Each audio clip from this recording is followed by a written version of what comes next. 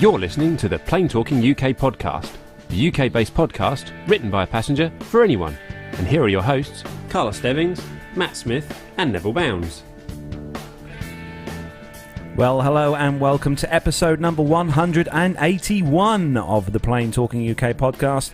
I'm Carl Stebbings, and joining me back in the kitchen studio again this week, it's Matt. Yes, hello everyone. Yes, I am back. I just had a little weekend away in my caravan, and unfortunately, whilst Sandringham is a beautiful place, it is obviously somewhere rather void of both Wi-Fi and mobile phone network signals. So, yes, sorry about that, ladies and gentlemen. I will join you last week. But we were going to try a Skype call, but we did try. I did try. I managed to watch about 4 minutes, and I have to be said, I was very impressed actually, Mr. Carlos. I was very proud of you. You started on time and everything, which is not what we've done today, because it is it is the 8th of September today, so it's Friday the 8th of September, and it is 8 minutes past 7. So we've just started the show. So our other illustrious host who can't be with us tonight, Mr. Neville Bounds. Neville Bounds, he can't join us tonight because he's on location somewhere in the world. Probably, I think this week he's probably interviewing Trump. No, I was interviewing royalty last week, obviously, because I was at Sandringham. Yeah, I think he's probably interviewing Trump or one of those. Richard Branson, people. possibly, or Branson. Yeah. So Nev can't be with us, unfortunately, but he'll be back hopefully next week via a Skype link, I think, because Nev's going away. He's going to some faraway destination next week over in the US of A. He is, yes. Hopefully he's going to have a meet-up as well there as well with some listeners, which will be quite good. Yeah. But we have got guests, hosts on the show aplenty this week. We've got, joining us back again, he's everyone's famous pal and favourite pal. It's Captain Al. Hello, everyone. I'm obviously the only one who's not on drugs tonight. Right. Okay. Yes. I'm worried Al's going to be normal tonight. Yeah, this is it. Yeah, the pre-show before we actually started recording was a little bit manic, and it was. Yeah, absolutely. I don't know really. I blame Carlos. I don't know what's the matter with him. It's just welcome. You leave him in the Al. studio for 1 week on his own, and he goes a bit sort of stir crazy. Anyway, thanks for joining us, Al. Whereabouts do you hail from on this fine Friday evening? You find me tucked up in the Wheatwood Hall Hotel in Leeds. Sounds and we were just looking before we started the show, Al. Your broadband speed's pretty poor this evening. Yeah, it is quite appalling. I'm a bit concerned you're going to fall offline. Yeah. Yeah. It seems to have dropped down to about 100 meg on the Wi-Fi. Yes. That's terrible. Yeah. 100 meg down, 120 meg up. Yeah. I don't know how you'll cope, really. So our next guest host joining us on the show this week, he's been aloof for the last blimey knows how many weeks. I don't know where he's been. I think he's just been everywhere but anywhere, I think. So welcome back, Pilot Pip. The legend that is Pilot Pip. That's me. Hi. Okay. Hi, have we started? Yes, we have. Started, yes. Something like that, yes. Hi, everyone. It's like watching a puppy that suddenly discovered its name. Pip, I think your hotel Wi-Fi is not quite up to the standards of Captain Al's Wi-Fi. But No, when I did a speed test earlier, I was getting 0.8. Wow. Okay. Well, really? As good as that. Well, anyway, you're moving again now, so we'll hang on in there while we still can. How are things with you anyway, Pip? We obviously haven't heard from you for about 6 years. Sorry, I've been rather lax lately, haven't I? I've been away. I've been working like crazy in July. August was mostly off on my fabulous holiday in the States, but I'm back in the thick of it now, and I'm on one of my very, very favouriteest places, and that's Palma, Mallorca. I thought you were going to say Luton Airport then. Luton Airport, right. I would not call that my favouriteest places. No. Not even in jest. No, indeed. Not even as I'm a in joke. Mallorca, and I just got here this afternoon after a busy So no preset 100 today. hamburgers tonight then? No, I just came back from my favourite bar, Hogan's Bar, just down the road. Wow. Nice chicken wings and salad and a couple of Cokes. There's a very American flavour here on the island tonight. There's Americans everywhere. Oh. That's all right, though. We like that. They're friends. No, we do like that. For one very big reason, or in fact, two very big reasons. Unfortunately, I'm on the wrong side of the hotel, so I can't show you. But just on the other side, where the harbour is moored up the USS Enterprise. Oh, now we're talking. Carriers. Hey! And it's absolutely flipping enormous. Is it? Right. Oh, wow. And dock along with a warship or some description. Okay. See, all I've got is Star Trek in my head enjoying themselves at the moment. I thought you were talking about Star Trek. Yeah, I do. Is Captain Picard there or not? Yeah, absolutely. Yeah. No? No, you can't put that one. You can't moor it up in the water. You're obviously not a Star Trek fan, Al, because you would know this. Otherwise, this is basic Star Trek trivia that you can't moor up the Enterprise. Okay. The only Klingons I've ever had have been dealt with now. Okay. And moving on. Anyway, moving on. Welcome our final guest this evening, and it gives me great pleasure. It's a friend of the show and my partner in crime when it comes to putting out this at the end of each show. Welcome on the show, the legend, the king of Harpjet. Obviously, it is Eoin. Hello, Eoin. Hi guys, how are things? Yes. Great to be back on the show. Yes, it's a bit crazy here. Really? Are you sure? Yeah. You're not feeling love for it right now. I'm not surprised. How are things with you, Owen? I take it you've been probably halfway across Europe and back 16 times since we last spoke. Yeah, and that was just yesterday. Yeah, and that's just today. Yeah. I've actually spent quite a fair bit of time on the ground in the last week or two. I've been on home standby for quite a bit of last week. I've got 2 airport standbys this week and 2 home standbys this week. So I only actually have I only have I think 12 flights in 2 weeks. Wow. Unfortunately, Owen, what you've just told me basically is essentially you've got plenty of time to edit the show this week, so that's great news. Yeah. So I thought that before we straight in and took it. That's it. Yes, indeed. So on a more serious note, guys and girls, I thought before we started the show off properly tonight, I thought we'd just spare a thought for everyone over in the US who's been affected or being affected by the current Hurricane Irma. Yes. Well, I think we've all been watching the news reports on TV and stuff, and the devastation has been absolutely, just. I've never seen anything like it before, and it's terrible. So for all of our listeners over in the US who have been affected by that, we're all thinking of you here over in the PTUK studios, and we know the storm, I think, is on its way towards Florida. I think now it's going to hit there Sunday as we speak. And Atlanta around there, yes, which is terrible. I hope take care, guys and girls out there. Stay safe, everybody. Stay safe. Yeah. Well, moving on, we've got some housework to do before we start. So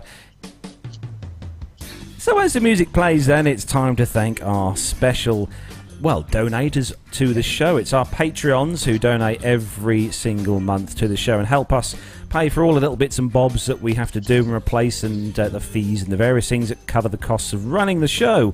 So we're going to special thanks to Adrian Meacham, Captain Jeff, Dr. Steph, Stuart Black, Liz Piper, and we've got a new Patreoner this week, Evan Shue. A Patreoner? Evan Shue, thanks for... elderly person possibly to the running of the show. Stop it. So thanks to Evan Shue, Adam Spink, Matt Donnemeyer, Jeff Ward, Ben Todd, York Mola, Philip Labe, and Captain Al. Thanks to Captain Al. Jeff Newman.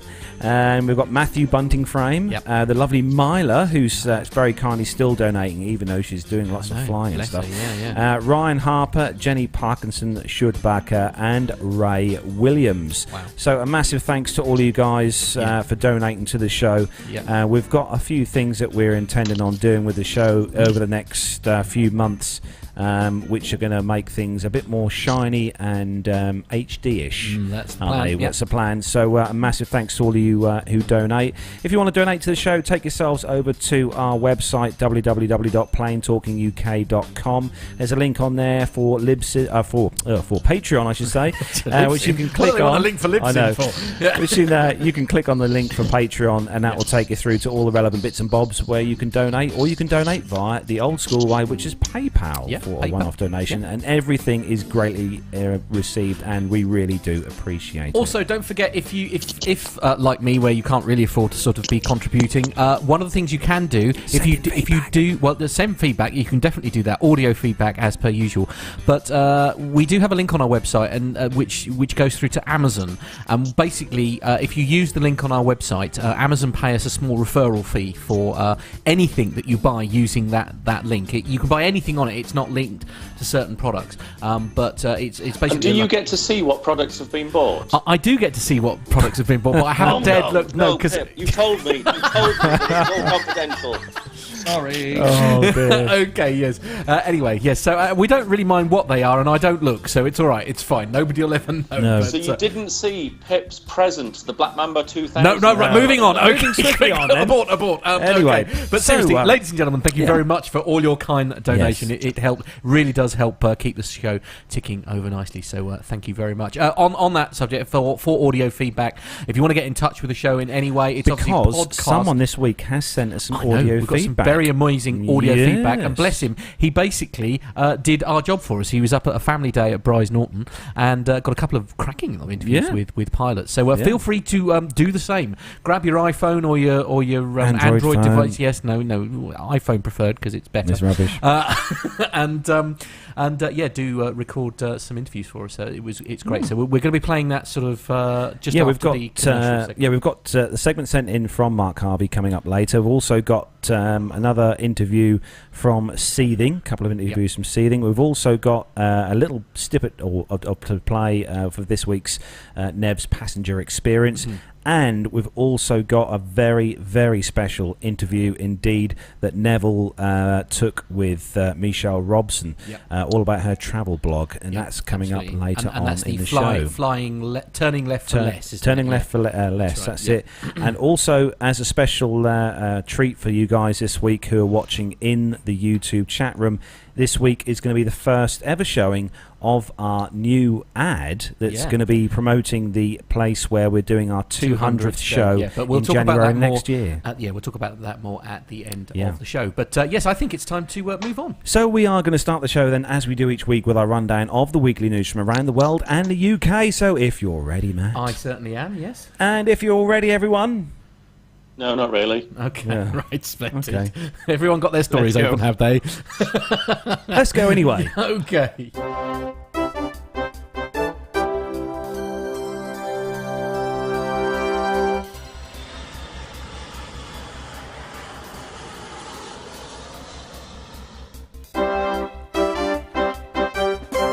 In answer to Tony's question in the chat room, no, it's absolutely not rude to eat your dinner whilst watching PT UK. In fact, it is actively encouraged. So, kicking off this week's first news story then. Buy a Plain Talkie UK plate and cutlery set. Oh, brilliant idea. Yes.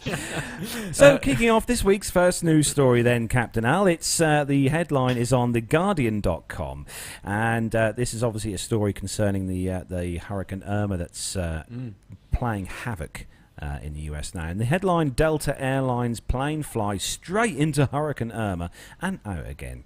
So flight records show that a plane landing in Puerto Rico as storms hit and it departed as well with 170 people on board 40 minutes later. Well, you done well to get that turned around in that time. As Hurricane Irma threatened to make landfall in Puerto Rico, most pilots were avoiding the area.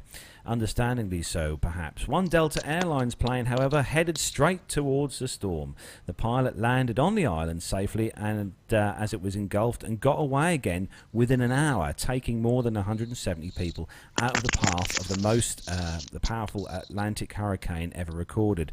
Despite the extreme weather closing in, the airline described conditions as well below operating limits for that aircraft when it arrived.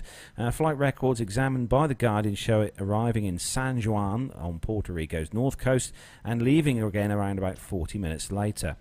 It says our meteorological team is the best in the business, says Delta's Eric Schnell. They took a hard look at the weather data and the track of the storm and worked with the flight crew and dispatcher to agree it was safe to operate the flight. And our flight crews and ground crews were incredible in their effort to turn the aircraft around quickly and safely so the flight could depart well before the hurricane threat. The flight was the last to leave the island, which has been battered by the Category 5 hurricane, and it had arrived to 9 miles of visibility and light rain, and winds were around 24 knots with gusts up to 31 knots, Delta said. It was tracked by an enthusiast using the flight radar tracking software, which showed it taking off and working its way north between the outer band of Irma in the storm's core. So, interesting story, bad weather and stuff. What are the absolute limits that you can fly in for you, Al, with the Airbus 321 or 330? 75 knots in reality. Really? So Mr. Layman here. Absolute wind strength, or? Well, yeah, you have door limits. So the door limit is 65 knots off the top of my head. So. You've got a door off the top of your head? Yes. How strange. The cargo doors, if I remember rightly, have a limit of 65 knots for opening. So, but there are a couple of other bits written in there about. Do you have something in your ops that states when the wind gets to so many knots, operations will be halted? No, not at all. No? Okay. Yeah. So we do have something. I forget the exact figure. It's something around. So is it kind of your 70 call? or 80 knots and they'll stop. Is it as the captain now? Is it your call as to if you're going to take the flight or stay put? Yeah, I mean, there are very, very few occasions where any airline is going to have cause to operate into an airport where the winds are in excess of 60 or 70 knots, because typically when you get wind speeds of that sort of nature, the direction is also quite variable. So it's not going to be 70 knots from just one direction for the whole day. And when you start to get into the realms of hurricanes, then they're obviously moving quite quickly, and the wind direction will change over quite a short space of time. So events where you end up operating into winds of that sort of strength are very rare. I mean, I've only had a couple of occasions where it's been sort of 60 odd knots or so. I have had to wait for the winds to abate to open a door. Yes, Pip, go on. You can outdo me, undoubtedly. Can I? Well, thank you very much, Al. It's Christmas. Anyway. I'll be there shortly. Yeah, right. So I'm guessing, Pip, because the aircraft you fly is a lot smaller. The limits are a lot different or the same. Not really. Our crosswind limit is 30 knots, and as I said a second ago, we have something in our ops manual which says when winds get to such and such a strength, I think it's about 80 knots, that we won't operate. We don't have any specific limits like opening doors and that sort of stuff. What's the strongest wind that you ever recall opening one of your doors? Not you personally. Well, I presume you have to get out and open them for your guests, don't you? Put out the red carpet and that sort of thing. Oh, indeed, yeah. No occasions spring to mind, actually. But seriously, is no one in the chat room or anyone going to do a Captain Al and strong winds joke? No, everybody's resisting the obvious urges. Come on. They're saving that for APG. Yeah. It's right there, because they're looking after my nervous blushes, you see. That's what it is. They're making sure that I don't have a nervous breakdown. I mean, on Harpjet, Owen, you're obviously the one who's got to open that door, so I'm guessing that you'd rather it not be blowing a force 10 gale against the door. Yeah, I mean, our doors have gust locks on them, so they can withstand gusts up to a certain amount. I have no idea what that limit is. Excuse the naive question here, but what's a gust lock? A gust lock, right? I thought you said gusset. Stop it. Lane Street has mentioned the word low-hanging fruit, Pip. I don't know what that means. Anyway, moving on. A gust lock is it's a lock on the door, so that when we push out the door, it will lock open. Right. Oh, okay, cool. Yeah. So that Owen doesn't have to hang on to it for the entire embarkation process. Well, that's now, of course, your doors are opening outwards, whereas my door is hinged at the bottom and goes right down. So it just wouldn't. Yeah, but it wouldn't open if there was a strong. Well, that's wind right. If it was a crosswind, then we'd be trapped inside. I suppose. How nice. Yeah. Yes. No, I was just thinking that. There was that. One of the more exciting experiences is probably when you open both of the forward doors in strong winds. Well, actually, that not so much the forward doors, but the rear doors, because that's the one that they're the one that actually happens with. We board PRMs out of one side and the main passengers out of the other, and I mean everything blows around. If you have papers in the galley, if you have tissue lying around, or maybe you have like even bags and stuff, they'll all fly out of the galley. So everything has to be cleared away before we open both doors. You can't beat a good bloke, can you? Right, yes, good. Nope. Another question now, serious question. Okay, serious question. Wow. Yeah, serious question. Do you have anything that says you need to, in strong winds, talking sort of 80 knots, do you have to fill up the aircraft with fuel overnight? What? That's an engineering function. Wait. So once we've parked the aeroplane, our engineers will see to that sort of thing.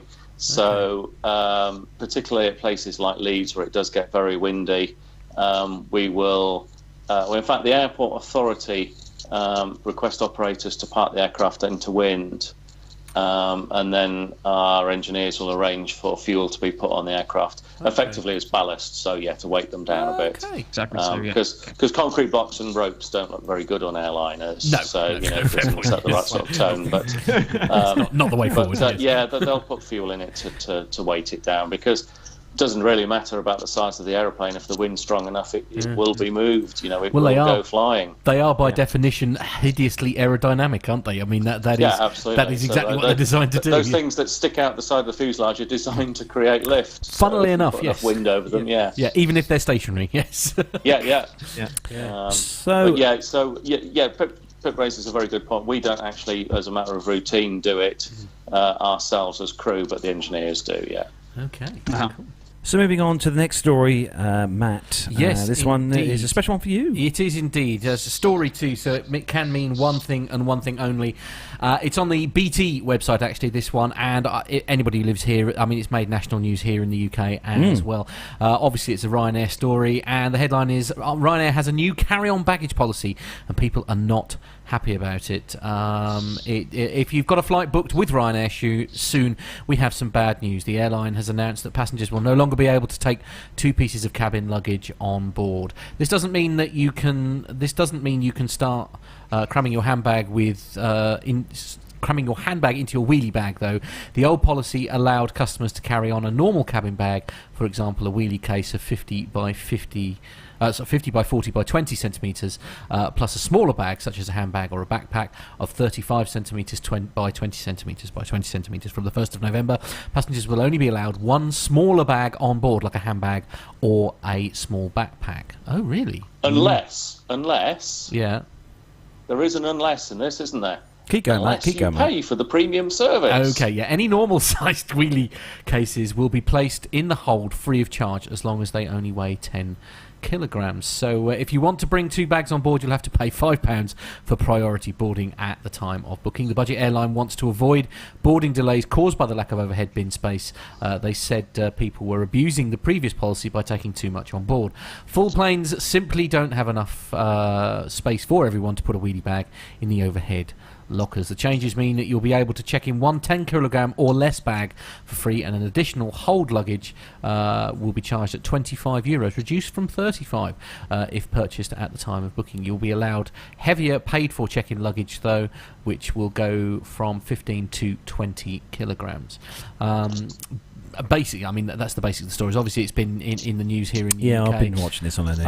It's upset a lot of people, to be fair. Yeah, I think a lot of people use Ryanair, and a lot of people are used to carrying on their wheelie cases plus another bag or a handbag. Kitchen sink. Yeah, exactly, yeah. I know someone who's quite happy about this. Do you? That guy there. Look at him smiling. Yeah. He thinks this is a brilliant idea. Okay. I think, yes, I dare say all cabin crew. Yeah. It is going to be an absolutely fantastic change. Yeah. It's a bit of a double-edged sword, though, because I would have thought for their crew, they are going to be personally delighted because they're not having to do battle with trying to get all of the bags, into the hat bins and then offloading bags. But, of course, they're also going to be at the front of everybody's frustration about the new policy. So, it's a bit of a double-edged sword, I would have thought, for them. Because generally speaking, just in terms of other changes that have happened in my airlines, other policy changes, when policy changes do happen, quite often there is quite a lot of backlash for the first month or two, and then after that it sort of subsides. So I don't think it will be too bad once you get into the new year. No, and it's not so bad for your airline, but for Ryanair, who seem to change their policy on a near monthly daily basis. Yeah. Well, indeed. I mean, all it does is really. I mean, I understand the reasons as to why they're doing it, because it is a problem the world over with hand baggage on aircraft. But the problem that Ryanair are creating for themselves now is that no one knows what their policy is, because it has changed so often. And it is one of those things that if you just keep changing it, you create problems, because people are genuinely confused. They're not trying to be difficult or awkward. And it's going to be interesting to see how draconian Ryanair will be with their fines, punishments for failing to adhere to the policy. I'm going to be a little policy is continually changing. I'm going to be a little bit controversial here and actually say, really, I know I was genuinely very surprised when they allowed more than one item in the cabin in the first place. I never really understood why that policy, because I mean I remember when when people were flying a lot and it was always literally one piece of hand luggage, and for many years it was like that, and it was less of a problem, and I was always surprised when the policy was changed in the first place. But perhaps all right, I'm in the minority. I will say this: it might have good safety implications should a Ryanair aircraft ever need to evacuate, because there will be less bags in the cabin. Right. The bags that are in the cabin will be smaller. Yeah. And if people continue with the absolutely ridiculous and completely unsafe notion of taking everything that they have with them during an evacuation. If it's in the hold, they can't do that. Yes, absolutely. Yeah. It'll take up less space and hopefully speed up the evacuation. Yeah, true. That is a good point. Obviously, the pilots don't have to worry about it because they've got loads of room to put their bags. Well, absolutely, quite right. Yes, certainly on the Airbus, we've got a wardrobe in the flight deck, so... I'm not exactly sure that the same could be said of actually, any of the Boeing aircraft. On that subject, being a captain at Royal Jet, and obviously Pip, you are having your own personal private jet to fly around the world in. Are you guys limited to the amount of weight that you can take on? I mean, Al, do you have like a 20 kilo limit for if you take a suitcase or whatever? Well, or do you not take a suitcase? To suggest that I'm 20 kilos. I'm a little bit heavier than that, to be honest. Oh gosh. I've got my medical coming up soon, but I haven't taken the diet to that level of extremity. But are you guys limited to how much luggage you can take on board the aircraft? Is there a limit for pilots? No. There's no limit, really. Certainly as crew on my airline, there is no limit. The cabin bags must fit within the allocated sections for the crew bags, but other than that, there's no weight limit or no size limit. Some cabin crew bring the kitchen sink as well. It's quite daft. What, home with them? Yeah, well, there is that. Yeah. Do you have to? One of my colleagues some years ago managed to get a ride on lawnmower into the hold and brought that back. So that's impressive. That is impressive. That is award-winning. That's a fair amount of checked-in baggage, to be sure. Well, yes, indeed. Yes, that is a new level. I assume, though, all jokes aside, obviously, because flying, from what little I know about it, obviously is very much weight dependent. I mean, I presume what you're bringing on board is weighed. Nope. Okay, good. Right, moving on to the next story then, and I think Captain this one is with Captain Al. Yeah, Captain Al, this is your story. Yeah. So, and I've not got my reading glasses, so I might have to do a bit of in and out here, as it were. So, Thomas Cook pilots go on strike over pay, and this comes from news.sky.com. So that'll be Sky News then. That would be Sky News, yes, yeah. Right, okay. So Thomas Cook pilots have launched a 12-hour strike in a dispute over pay, forcing the leisure airline, or leisure if you're viewing and listening in the United States, to reschedule some flights. The industrial action by members of the British Airline Pilots Association, BALPA, got underway at 3 a.m. after demands for a pay rise were not met by the leisure airline. Thomas Cook said it offered pilots a 4% pay rise over 2 years in addition to automatic annual increases. The union is seeking much more than that and wants a one-year deal to be in excess of the retail price index inflation rate, which came in at 3.6% in July, and to include various other components of pilot remuneration. It is the first strike by UK pilots since 1974, the union said. Adding 3 further strikes would take place on the 23rd and 29th of September, plus one on the 6th of October, if the dispute was not resolved. BALPA said its members voted heavily in favour of Friday's walkout, extremely reluctantly in protest at year-on-year real-term pay cuts and cuts to terms and conditions. They welcome the news that many flights are expected to operate as usual during the 12-hour strike, but they said the company want to. But they say they want the company to understand just how resolute pilots are and how frustrated they are with the company's uncompromising stance. General Secretary Brian Strutton added, going on strike is not something pilots take lightly. BALPA members haven't been on strike since 1974, but with no sensible pay offer on the table, Thomas Cook's pilots had no other option. The time has come for Thomas Cook to understand the depth of feeling on this issue, listen to its pilots and come forward with a reasonable offer that they can accept. The union added it remains committed to finding a solution to the dispute. Thomas Cook said it was disappointed BALPA had announced further strikes, with a spokesman saying, "We have set out a fair pay increase of 1.75% in year one and 2.25% in year two, on top of automatic pay increases in what is a very competitive environment. BALPA have not moved from their demands for a pay rise which adds up to more than 10%, or around £10,000 per pilot. We hope BALPA come back to the table willing to negotiate. We are grateful to our customers for their understanding and to our pilots for flying today, as well as staff who are working hard to keep the impact of this strike to a minimum. All of our flights so far today have operated without disruption." I mean, it's a very, very rare thing, isn't it, from what they were saying? I mean, the strikes are genuinely a rare thing when it comes to pilots. And did it say in the story there it's the first one in how many years? Since 1974 in the UK. Wow. I think the thing is, a lot of people, most people that I speak to and stuff, members of the public and that, generally tend to think that all pilots are paid hundreds and hundreds of thousands of pounds a year, and that, as probably Al and Pip will tell you, that's simply true. Not true. Yeah.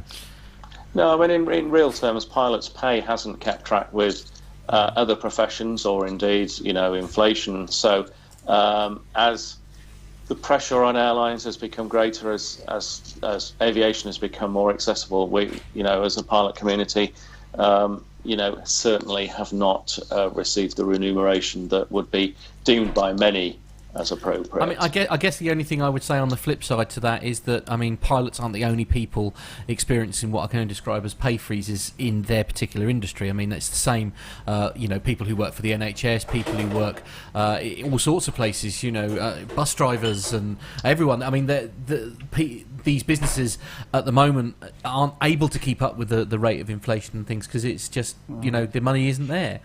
Well, yes, I would agree to a part, but of course, many of these airlines are, making millions, if not billions, of pounds of profit. Well, there is that, yeah. So yes, I can. The NHS is a separate entity. That's a government entity, and isn't run strictly speaking as a business.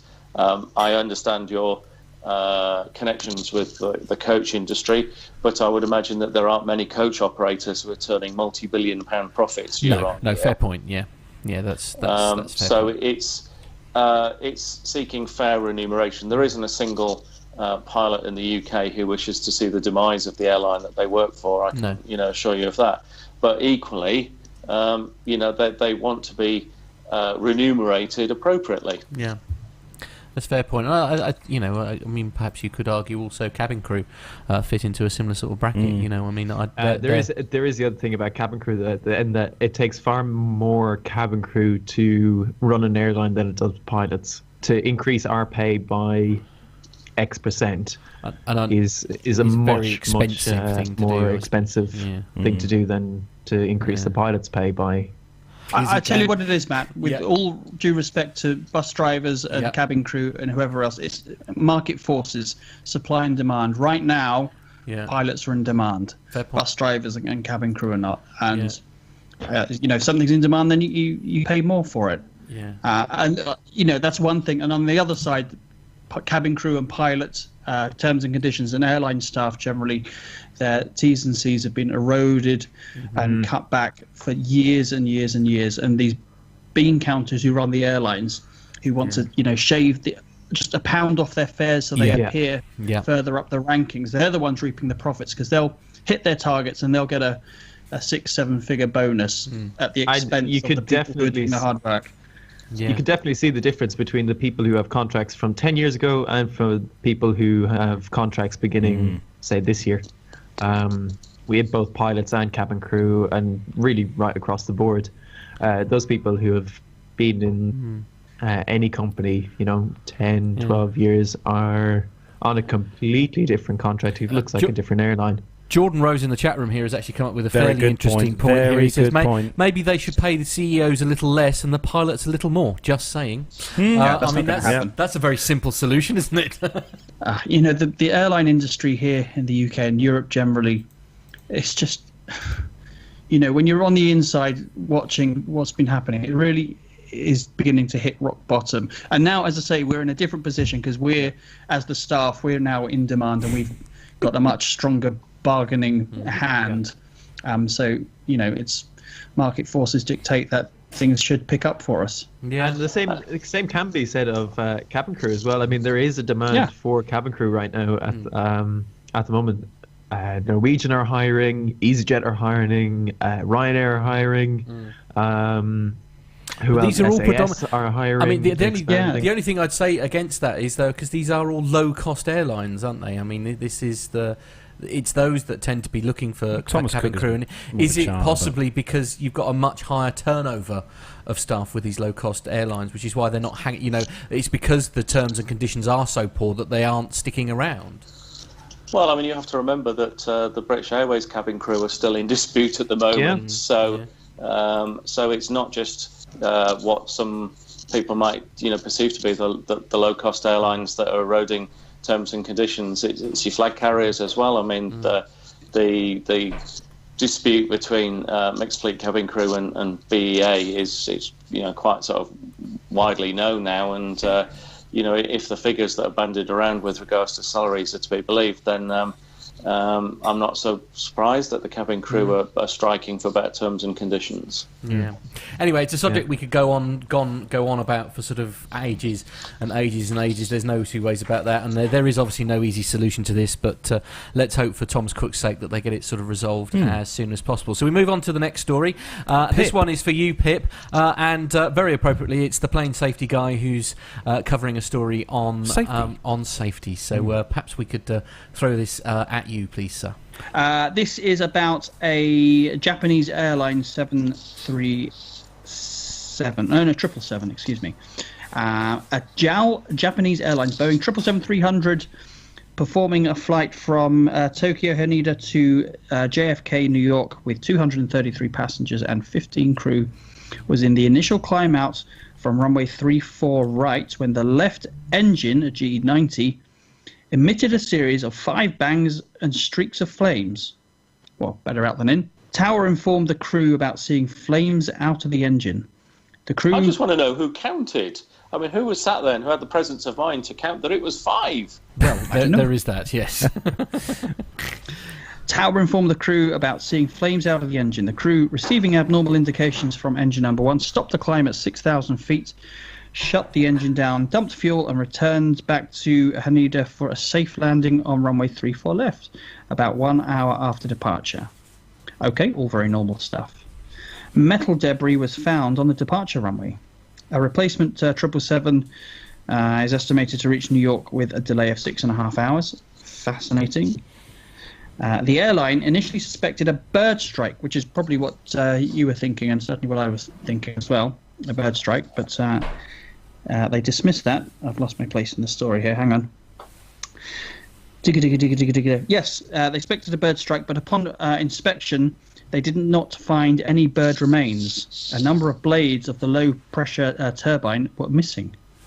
Wow. On 7th September, Japan's TSB, that's their investigation board, I suppose, rated the incident type as, quote, things similar to breakage of the engine. That's weird. Okay, that's very concise. Yeah. Yes. I suspect something got lost in the translation. Yeah, I think so. Indeed. So basically, this plane took off, it hit something, or the engine did something funny, and then the crew followed their SOPs, and nothing else of interest really happened. I suppose the only real interesting thing is whether any blades, departed the engine and, hit the fuselage or anything like that. Cause yeah, I don't think they did. Yeah, in an ideal world, you want the blades to be contained because you don't want big lumps of metal flying around. No, that's not what one asks for, is it? In a flight. So it's, and that's exactly what engines are designed to do, to contain all the bits of metal flying around, keep it inside. Unlike that, the Qantas A380 that had a similar incident with the uncontained engine, and the blades did do a little bit of damage to the aircraft. Yeah. Oh dear. Absolutely, yeah. Okay, moving on to the next story then. Owen, this one from Flight Global is with you. As Matt said, this is from flightglobal.com, and it says Hurricane Irma's extensively damages St. Martin's famed airport. Hurricane Irma has caused extensive damage to St. Martin's Princess Juliana International Airport, long a popular spot among aviation fans for catching up close views of incoming aircraft, according to reports. Hurricane Irma is now moving west towards South Florida, leading carriers to preemptively cancel thousands of flights.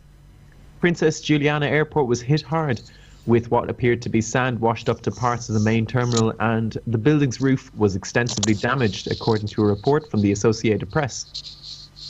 Flight Global could not reach the airport by telephone, and several Caribbean airlines that serve St. Martin did not immediately respond to inquiries. However, the Curacao, thank you. Yeah. Thank you. However, Curacao-based Inzel Air issued a travel update on the 7th of September saying the airport is still closed for operation. Inzel Air has cancelled all flights to St. Martin through at least 8th of September due to enormous damage on the island, it says. Other airlines, including American Airlines, Delta Airlines, JetBlue Airways and KLM, have also cancelled flights into Princess Juliana Airport. While little concrete information is available, St. Martin-based Ryanair Facebook page says our main offices have suffered major damage. We have no communication possibilities at this time, as the 7th of September posting. Princess Juliana Airport sits in Dutch territory on a spit of land on the southwest side of St. Martin. The island lay directly in the path of Hurricane Irma, a Category 5 storm that had lashed parts of the Antilles Island chain. Hurricane Irma packed maximum sustained winds of 160 knots or 298 kilometers per hour as it approached St. Martin in the morning of the 6th of September, according to the U.S. National Hurricane Center. Who's this guy? Is he on the toilet? Is Jeff on the toilet in that picture? Yes, I burst in on him. Right. He took this picture. In all seriousness, though, guys, I saw some updated pictures and video online this morning, which was taken by a news helicopter. Yeah. And they done a cover with a picture of the airport last week, and a picture of the airport this now. week, yeah. And I'd be surprised if this airport is shut for quite some time, because the runway, you could only make out probably about 200 feet of runway. Really? Most of the taxiways were covered with sand, and the airport terminal building did not look very good at all. So it was not looking good at all. I reckon it will be up and running within a week. Really? Yep. Wow. That's the Dutch will have that airport up and running within a week. I'll wager £25 to a charity of your choice that they're operating flights within a week. A week from today. A week from today. You heard it here then, guys and girls in the chat room. So, yes. Name the We'll charity. be back next week with see who wins that bet. Indeed, absolutely. So moving on to the next story, and this one is for me on the newsminute.com website. And this is probably a good news for Jet2 and any other low-cost carrier, I think, around the UK. Government directs airlines to create no-fly lists for unruly passengers. Ooh. 3 categories define unruly behaviour. Level 1, verbal. Level 2, physical behaviour. And Level 3, life-threatening behaviour. What? Stepping up action against unruly passengers, the Civil Aviation Ministry on Friday issued categories for airlines to create a no-fly list and ban on those named ranging from the 3 months to 2 years. India is the first country to put such a list into operation. The no-fly list is to ensure safety and check disruptions. It will safeguard the interests of passengers, airlines, cabin crew, the Union Minister Jant Sinha told reporters in the New Delhi press briefing. For every subsequent offence, the ban will be twice the period of the previous ban.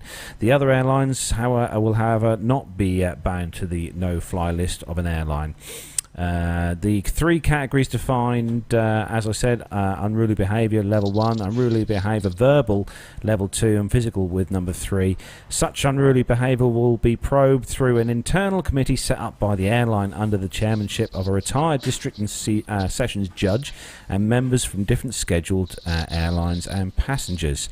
Consumer Association retired officer of Consumer Dispute Redressal Forum, a statement for the Civil Aviation Ministry said the internal committee will have to decide the matter within 30 days, along with the duration of the ban on any unruly passenger. And during that period, the airline concerned may impose a ban on the passenger. The no-fly list of such unruly passengers will be provided by the airlines and will be available on the Directorate General of Civil Aviation website. The no-fly list will have 2 components: unruly passengers banned for a period varying from 3 months to more than 2 years based upon level of unruly behaviour, and for those persons perceived to be a national security risk by the Ministry of Home Affairs, it said. Probably that's in India. They need to bring that in the UK. I'll tell you what, we're going to sort of press straight on because we're going to talk about this. I think after we finish the next story, because the next story actually sort of leads on rather nicely to this, and this is on the independent.co.uk website, and the headline is Ryanair passengers witness Midair Brawl on flight from Newcastle to Alicante. A Midair Brawl broke out on a Ryanair flight from Newcastle to Alicante, terrifying fellow travellers. Mobile phone footage of the incident, which took place on Thursday, shows the passengers fighting across rows of seats. A man and a woman appear to have initially been involved in an argument before a third woman attempts to throw a punch. Gasps are audible from the cabin as the situation became quite physical. The fight took place just prior to the aircraft landing. Lucy Norris of Blythe, Northumberland, recorded the fracas and said that the woman responsible for fighting was very drunk. Speaking to the Chronicle Live, she said, it was just as we were about to land when the woman started kicking off. She was shouting, screaming and making a show of herself. She had been rude to a few people on the flight, and I think she was very, very drunk. The police were made aware, and we thought that they were going to come on and drag her off, but it didn't happen. They were waiting there as we got off the aircraft, left Newcastle at 10:55 a.m. So she was drunk by 10:55 a.m. in the morning. And Ryanair has stated that the incident illustrates the need for controls of alcohol consumption at the airports. Now, I know I won't go into too much detail on this story, obviously, but it's sort of leading on from the story that Carlos was talking about a moment ago, and I do think it's getting a little bit beyond a joke. And I know I said this last week, but it is the minority spoiling it for the majority again. But we are sort of reaching this point now where they are going to have to restrict. Do you know what this is? It's pub behaviour on a plane. Well, there is that. It is, though, isn't it? It is. It's pub behaviour on a plane. Yeah, no, I'll give you that. Yeah, but it becomes quite a lot more serious when you're in a metal tube at 38,000 feet. Playing the video now, if anyone's watching on YouTube. You can't kick them out of the aircraft. Yeah. Although you'd probably like to. Yeah, rather unfortunately. There should be like one of those airlocks that you see on used to see on DS9, Star Trek absolutely. DS9. You could put someone in an airlock, press the button, they're gone. This is true. It's just not funny, really, is it? I mean, it's and this is the thing. And I know we go over this again and again, but one of the things that really bugs me with stories like this is obviously, as you say, it's the whole airport safety thing. I mean, we're watching the video now. There's this big brawl. If you're listening to the audio podcast, make sure you look it up. It is all over the place. Go to the Independent website, the Independent UK News website. It's all kicking off there. And the trouble, my issue with this is. I mean, it's people like Eoin who have to deal with this. I mean, and I don't mean to be unkind to the pilots here, but obviously you guys can't leave the cockpit when you're in the air, can you? I mean, that's just... Absolutely correct. Absolutely not. We wouldn't leave the cockpit for something like this. Disruptive passengers. Yeah, absolutely. So it really is, and the cabin crew would make sure of that. Well, yeah, that's true, yeah. It's... But it's people like Eoin that have got to deal with these frankly morons, and I'm sure I'm not speaking out of turn when I say that. I think bans would be a really good idea. This, if they do these ban, this sort of system, if they do put this in place in the UK. Going back to the story that you were talking about, which is why I led on from this. I mean, but the thing that worries me with this is how do you enforce it? It's a brilliant idea, but how on earth are you going to enforce a massive no-fly? Well, they're on about having a database where airlines can go on. But if they can't get like passport databases to link up and talk to each other comfortably, how are you going to get one universal database that everybody can look up all their, I doubt there's a computer system in the world that could sort of link all these together and actually look at... I mean, it's just... But they've got to do something now, haven't they? Because it's not... I mean, week after week now, we're running stories of this nature where it's all absolutely... I mean, it's just... They've got to do something about it now. It's just... I mean, it was never funny in the first place, but it's definitely beyond a joke now. Absolutely. I mean, unfortunately, and you've hit the nail very much on the head with regards to the technology side of things. But at the moment we also have this whole issue of breaching people's human rights. Yeah.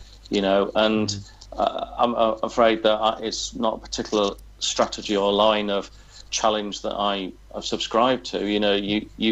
You have to earn your human rights in my book. Agreed. But that's a separate argument for another time. Yeah. But administering this across, multiple different airlines, if you say, right, okay, well, worldwide. Is it only UK registered airlines who have access to the database? Yeah. Well, that would rule out Ryanair because they're an Irish registered airline who operate a lot of their flights out of the UK. So then you're into, right, okay, well, this becomes, a trans-European database or a worldwide database. Well, who's responsible for the validity of the data on it?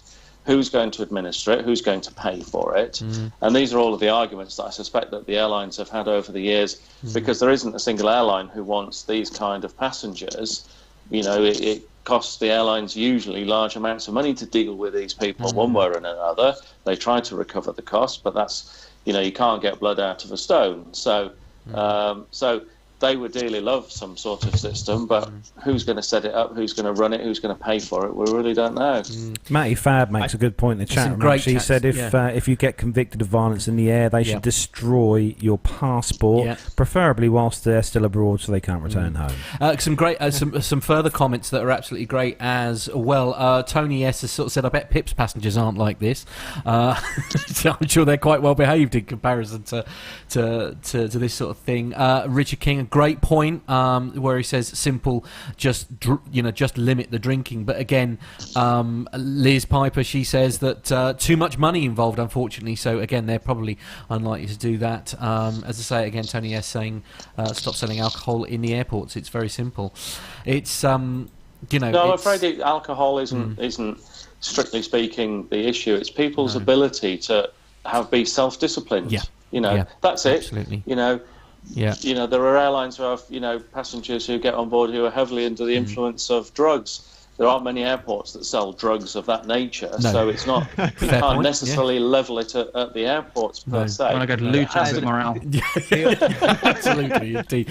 Lane Street's actually said Lane Street's got a great idea, but I mean, again, I just don't think you could police it. I mean, it's a blow a breathalyzer prior to boarding, but I mean, that's going to cost a fortune to implement a system like that, isn't it? It's just and of course you then run. Playing devil's advocate here, what happens about the false positives? Yep, absolutely. Yeah. So you you rinsed your mouth out with Listerine mouthwash before coming to the airport. Other mouthwashes are available, but there's alcohol in that, and you get a false positive, so you can't fly. Yeah, Barbara's made an interesting point, actually, where she's sort of saying that it makes it all worse when passengers get involved. And I don't know how, obviously, we've only got one member of cabin crew here, but you're saying that it actually makes it all worse when passengers get involved. Leave it to the cabin crew to sort it out, unless they ask you for help. Does that fit with what... I know Barbara's obviously got experience in cabin crew. Most cabin crew would agree that unless you have...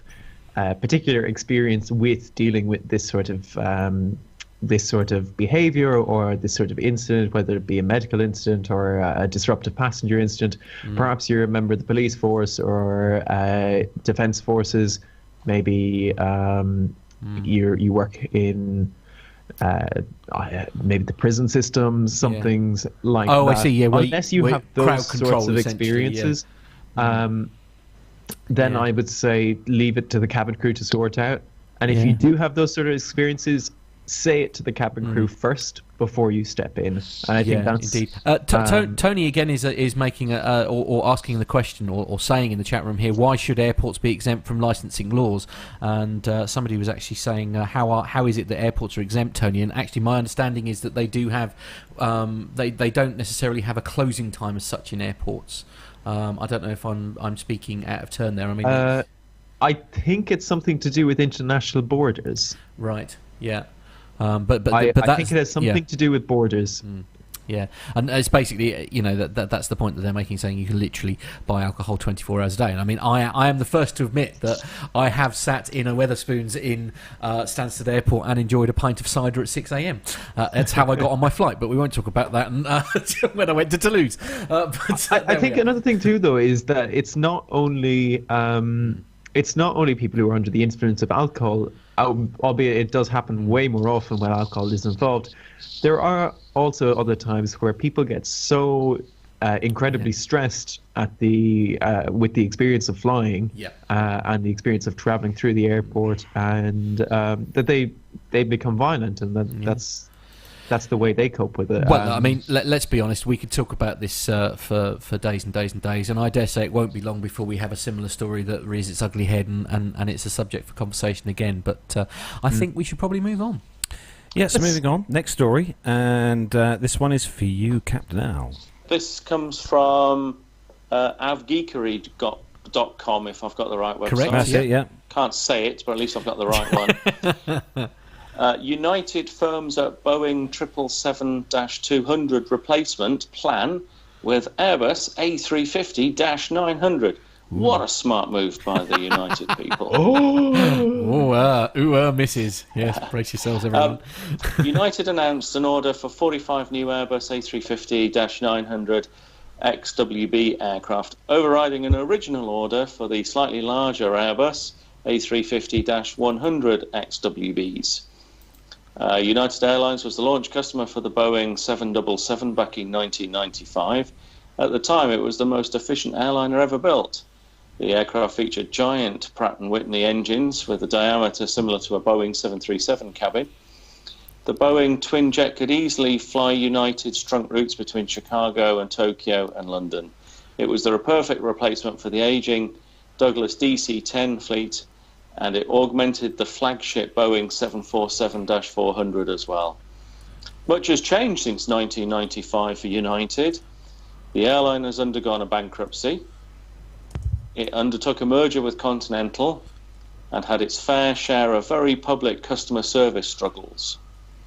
As the airline looks to the future, it is in the process of retiring the Boeing 747 fleet. It began accepting delivery of the larger Boeing 777-300ER to the fleet last year as a near one replacement for an aging Boeing 747. United also has a large and still growing fleet of 787 Dreamliners that allow the airline to open up new markets between mid-size international cities. With amenities of the larger wide bodies and long legs, but efficiency of a mid-size jet, the Boeing 787 now fits a critical role in their business plan of direct flights to markets traditionally served through connections. Flights between Singapore and San Francisco open up new opportunities for United. The Boeing 787-8 and 90s, I've lost the will to live with this. Basically, United are getting rid of their old aeroplanes and they're buying new aeroplanes. That's the summary of the story. Fair enough. Yeah, okay. Yeah, okay. But they are Airbus, Al. Come on, you must be happy for them. Yeah, but I mean, you've sold me a dummy here because you've given me, like Airbus sales story, but the whole article is about the flipping Boeing 777-9-10. The rest of it goes on about seats. Enough. Moving swiftly on. Okay, yes, Pip, indeed. have you got the next story ready to read? I sure have. Yay! Go on then, That's a Pip. first. Yeah, absolutely. This is a momentous day, ladies and gentlemen. It's so Right, very this exciting. is another. He's got an equally operative gripping under story. that desk working for him. Oh, hello. Moving on. So, Pip. Yes. Revealed the cheapest airlines for your favourite holiday destinations. And this is from the telegraph.co.uk. Budget carriers are expanding their networks to fly passengers further than ever before, but do they always offer the cheapest fares? Dun, dun, dun. Okay, good. In short, no. New routes to long-haul destinations, including San Francisco and New York, for example, hit the headlines recently with their low lead-in prices. But with fares constantly changing, the most attractive tickets can be hard to track down on the dates required. Are these tickets with short skirts? Right, moving on. Family show, ladies and gentlemen. Family show. Research conducted by the flight comparison site Skyscanner for Telegraph Travel and Which Magazine found that low-cost airlines really are challenging traditional long-haul carriers on price. Another breaking news story. Okay. We took 20 popular routes where budget carriers are attempting to undercut their rivals and took an average of the fare price for a return journey across the whole of last year based on search results supplied by Skyscanner. And they've got a pretty table here with a dozen or so destinations. Yeah, we've got And Berlin, Ryanair Paris, and all is the sorts, yeah. cheapest for most of them, along with Norwegian, more Ryanair, Ukraine International, WestJet. So all budget airlines. Thomson Okay. made it onto the list. Yeah, Yeah, actually. absolutely, Yeah, for yeah. Palma de Mallorca. And Are we Madeira. calling Madeira. Thomson a Made it budget on, airline? I suppose so. In the same way that since remodelling, perhaps one should say the same thing about Monarch. It's like a lot of them are sort of tending to push themselves down this sort of low budget model, aren't Yeah, Well, tell me an airline that's not a budget airline. Well, I was Turkish going to Airlines. say exactly BA. that, to be honest, because, just about every airline charges you for a bag. You want They're a all meal, budget that'll be airlines. extra. Yeah. They're all Oh, working you want on the to same sit by your wife? Oh, yeah, that's extra. they? Yeah, fair point. Anyway, You don't want your child sat to some random person 36 rows behind you? That'll be extra. Okay, good. Right. Anyway, That did. the routes were a mix of services starting in either London or Edinburgh. The results showed that the biggest average saving travellers could have made was £252 on a flight from London to Mauritius, flying with Thomson Airways. The average price for this route was £762 in 2016, but Thomson sold return fares for an average of £510. Cheap. In fact, Thomson, according to Skyscanner figures, was the provider of the cheapest flights to a number of key winter sun destinations. Well, indeed. This story goes on, and it sort of rather contradicts the headline, which I think was saying budget airlines are not necessarily always the cheapest option. Yet, paragraph after paragraph after paragraph of this story It's is suggesting saying perhaps that it is. they are the cheapest option. Yeah. Okay. So it's a rather silly story, all in all. Breaking Okay. news. Yeah. Budget airlines are cheap. Yes. Yeah, okay. Who knew? Yeah, there's shocking information for us all. Right. So next on the Well, I list think was breaking news is customer needs to engage brain when buying anything. Right. Some people will sell you it for more than other people. Really? It is your choice. Okay, good. Thanks, Al. Always appreciated. Well, I mean, that's the nuts and bolts of it, isn't it? I mean, Yeah, pretty much. Yep. Yeah. If you want to find the cheapest price, you've got to do some work. Well, that's true. It's yes. So anyway, we're going to move on now, and it's time to give the next story, please, to Owen. Next story is from insidermedia.com, and it says liftoff for. Why do I always get the? Come on, Owen. God, we were all prepared. We had our stories ready. You've let us down. You've let the audience down. Just all you got to do, Owen. All you got to do, Owen. Professional man. All you got to do is break it down, Owen. Yeah. Lift off for idea. The thing is, you have to just bear in mind, obviously, that by the time Owen's finished editing this, it'll be completely seamless because he's the one that's doing the editing at the moment, and he'll leave all our gaffes in, and then just his will be absolutely fine. There's no two. He'll just cut this story out, won't he? And he'll save himself the pain. Maybe. Anyway, this says liftoff for Ideagen. Right. Okay. Liftoff for Ideagen's airline safety deal. Thank you very much. Wow, this is a very weird day when Carlos is the one offering pronunciation advice. It's a very weird day. Should we do a sentence each? Is that how we're going to do the story? Absolutely. Ryanair Group, the largest private airline carrier in Indonesia, is to enhance its aviation safety management with software from Nottinghamshire-based Ideagen. Ideagen Corrosion, the company's enterprise cloud-based software, will be used as an organisation-wide safety reporting and risk management solution. The software will provide Ryanair Group with safety performance oversight, delivering detailed performance data to quickly highlight potential safety weaknesses and risks such as those linked to pilot fatigue or incidents. Corrosion will replace an older system, helping to strengthen the airline's safety through functionality such as smart forms, geotagging, and a mobile app for detailed reporting. Jose Fernandez. Top Group man safety and quality. Top chap. Never had a bird like said against him. Anyway. Salt of the earth kind of bloke, really. Of course, yeah.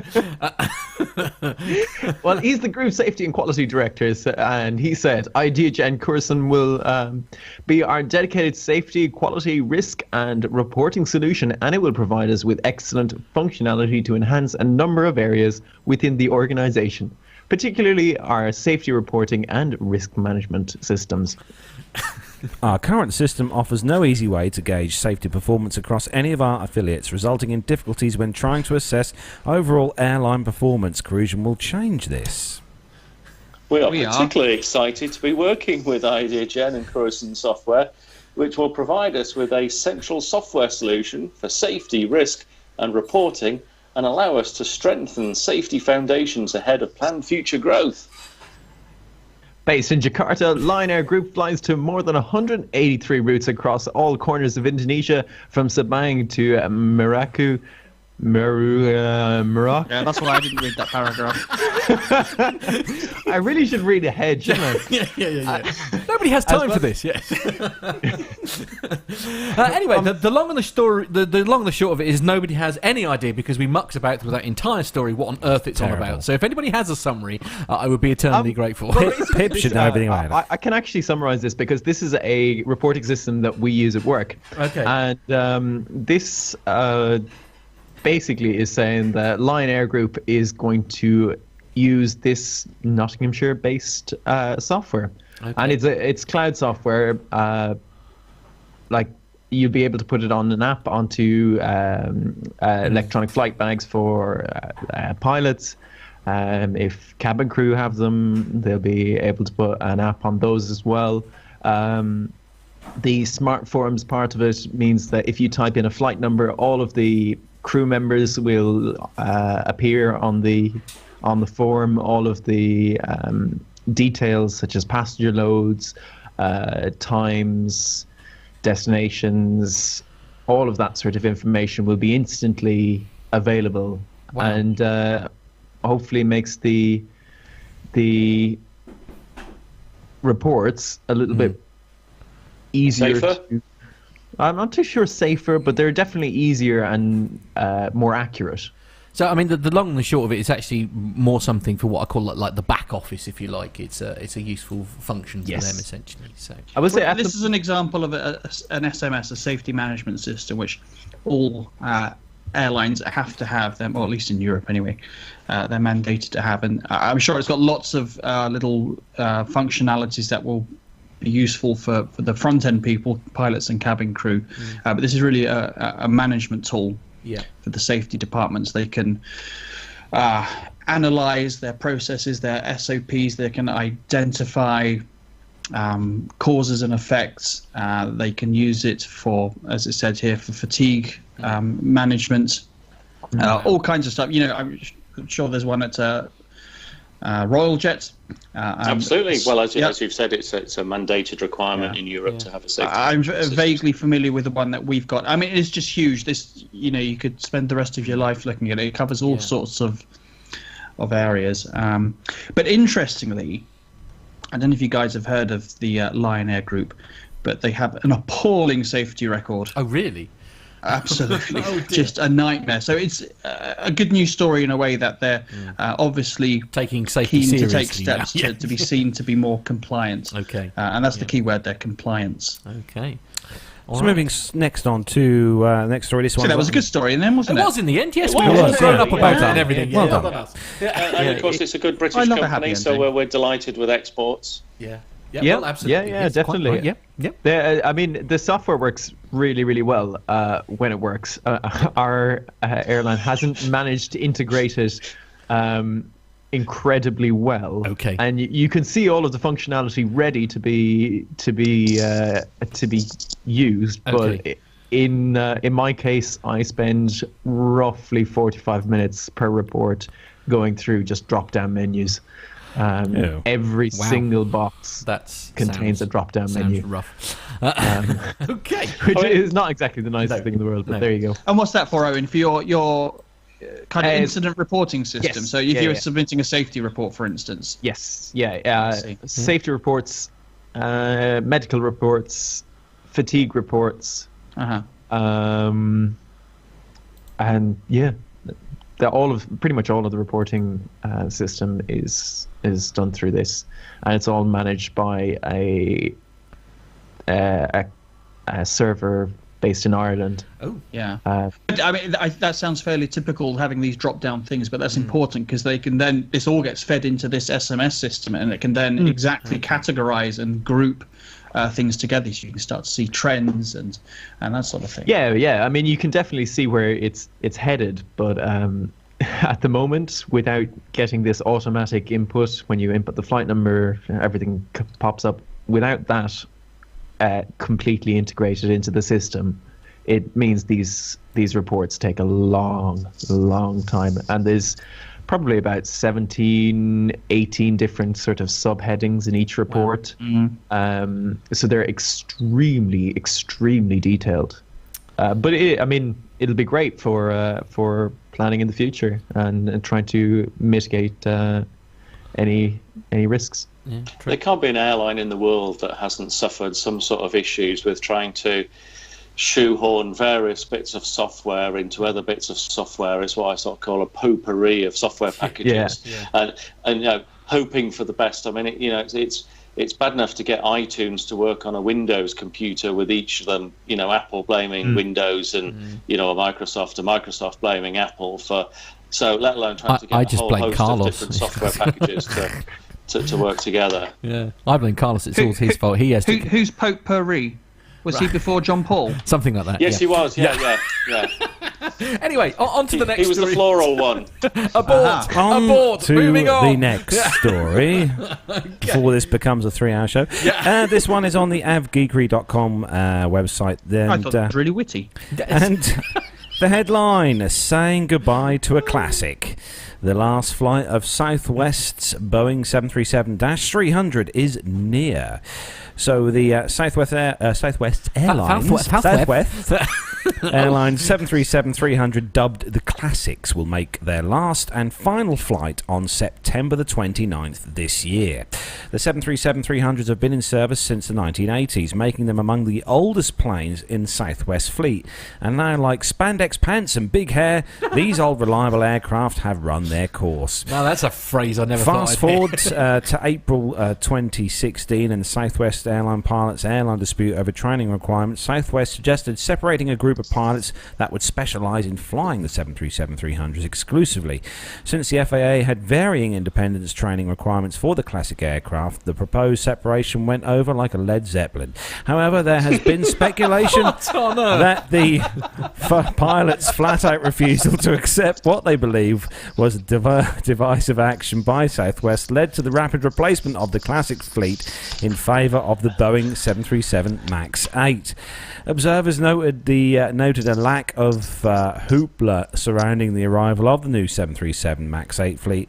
Southwest spokespersons cite the Hurricane as a reason for the lack of a fanfare around the MAX's arrival, saying that a celebration would be inappropriate in such a face of devastating losses in the Houston area. The airline has suffered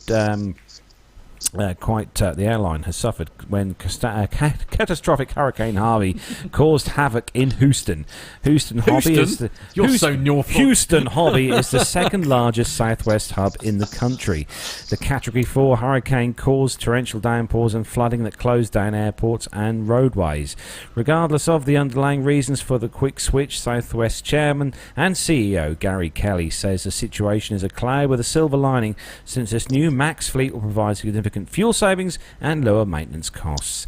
The expected 14% fuel savings will contribute to the carrier's bottom line by reducing the cost of transport each year for each passenger. In addition, the MAXs have advanced technology, winglets and other technological advancements designed by Boeing to make them even more efficient than other narrow-bodied aircraft.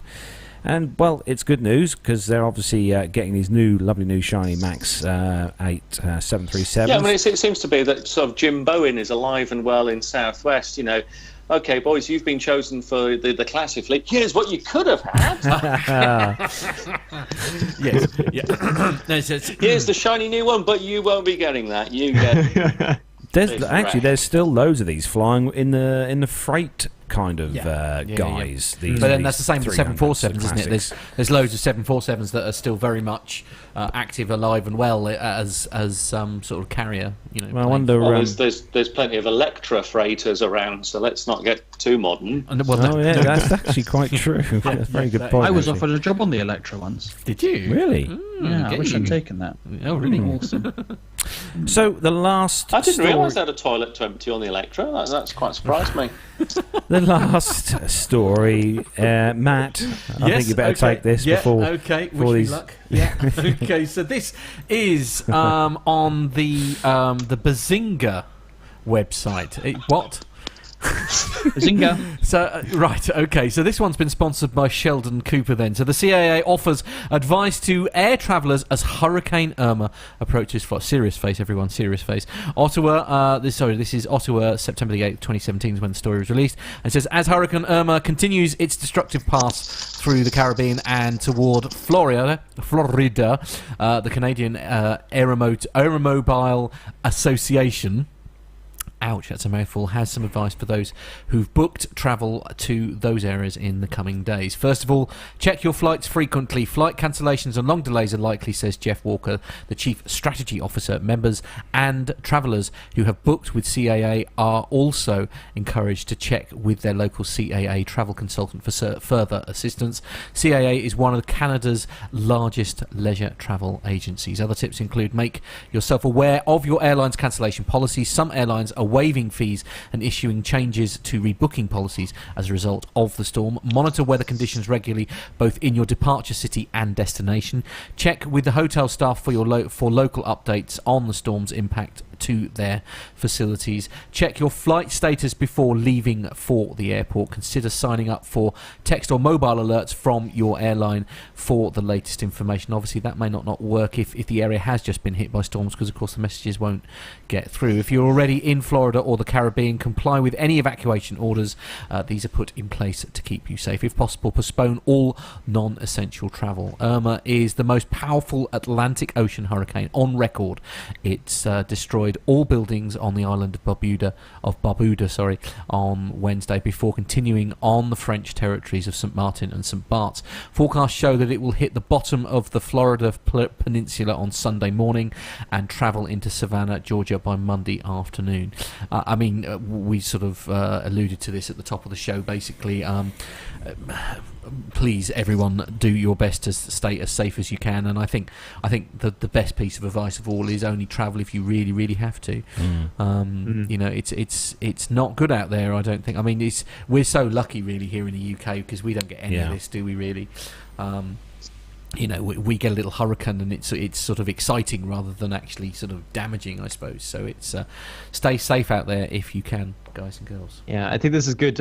This is good no matter where you are in the world. If there's weather around your area, significant weather around your area, and you are going to be flying or you're going to be traveling, this is a good idea to get yourself. Yeah, I mean, most people have travel insurance that cover them for most things, and I think also a very, very good idea. Yeah. Well, you say that though. Interestingly, flights were operating today out of the UK to Miami and Orlando because, as it stands at the moment, the Foreign Commonwealth Office are not issuing travel advisories for Florida, and it is still acceptable to travel there. Yeah. And on that basis, your travel insurance won't pay out for cancellation. Right. Okay. I mean, do you think, based on what we were reading, that some people make alterations to their policy in view of the weather, or do you think they won't change anything? What you mean, the insurance companies? Yeah. Well, no, as far as they're concerned, they tend to use the Foreign Commonwealth Office advice. Right. So for example, the Virgin flight out of Manchester this morning took off as normal for Orlando. Right. Okay. Didn't have many people on it, but it took off. Yeah. And I know there was a Thomas Cook flight to Miami. Because as it stands, the government aren't saying that travel is not recommended to these places because, as it stands at the moment, nothing's happened to Florida. Yes. Okay. Yeah. Although some airlines are being proactive. I know BA has sent out at least one empty aircraft to I think in Florida, and it was to evacuate. And Bryce Norton, for example, has been sending out. I know they sent out a couple of aircraft today, didn't they, with supplies on board and things for the affected areas, because of course some of these places that have been hit are British territories. Well, I have a little bit of an axe to grind here with the UK government, having spent a period of time working out in the Turks and Caicos Islands and the Bahamas. The Dutch were extremely good. They had their DC-10 in the air on the way to St. Martin and the Dutch Antilles last night. There is no doubt that we're a bit behind the drag curve in the UK. We were still loading aircraft this afternoon at Bryce. Yeah. Those aircraft should have already been en route. Yeah. There's no reason why they couldn't be at least flying to somewhere in Central America if they can't assure a landing strip in the Caribbean. Yeah. Because then they're only an hour away from when the Marines or whatever can repair a runway at Antigua or somewhere like that.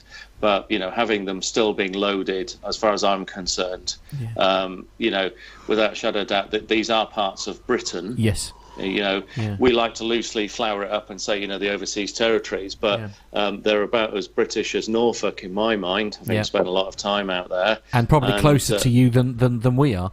I think we should have done better by these people. It's that's a fair comment, and I don't think there'll be many people that will disagree with you there. We do appear to have been a bit slow on the uptake, shall we say? One of the headlines, which is in the news at the moment while we run this show now, is just saying that it's a little bit disappointing, our response. Which is unusual for us, I have to say. We are normally quite quick on the uptake, but we've obviously dropped a ball on this one, I think. Well, we spend so much money on foreign aid, yet we seem to not. I mean, I know this is a bit political and it's not a political show, but we seem quite happy to spend it on projects of rather dubious nature. Yeah. When it comes to providing shelter and water for our own humanitarian aid. Yeah, citizens in other parts of the world. We should be doing better. And the thing is, we've got the capabilities. Exactly. We're not a poor country. And I think the people. I still have friends in the Turks and Caicos Islands. I think they will be feeling very let down. Very disappointed, absolutely.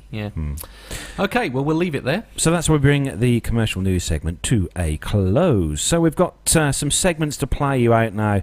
And the first up is a segment that's been sent in to us by listener Mark Harvey. Now, Mark has been he's been and done some interviews for us at Bryce Norton. Yes. They had a family day, didn't they, a couple of weeks back? And that's where this came from. So let's welcome onto the show for the very first time, I have to say, Mark Harvey.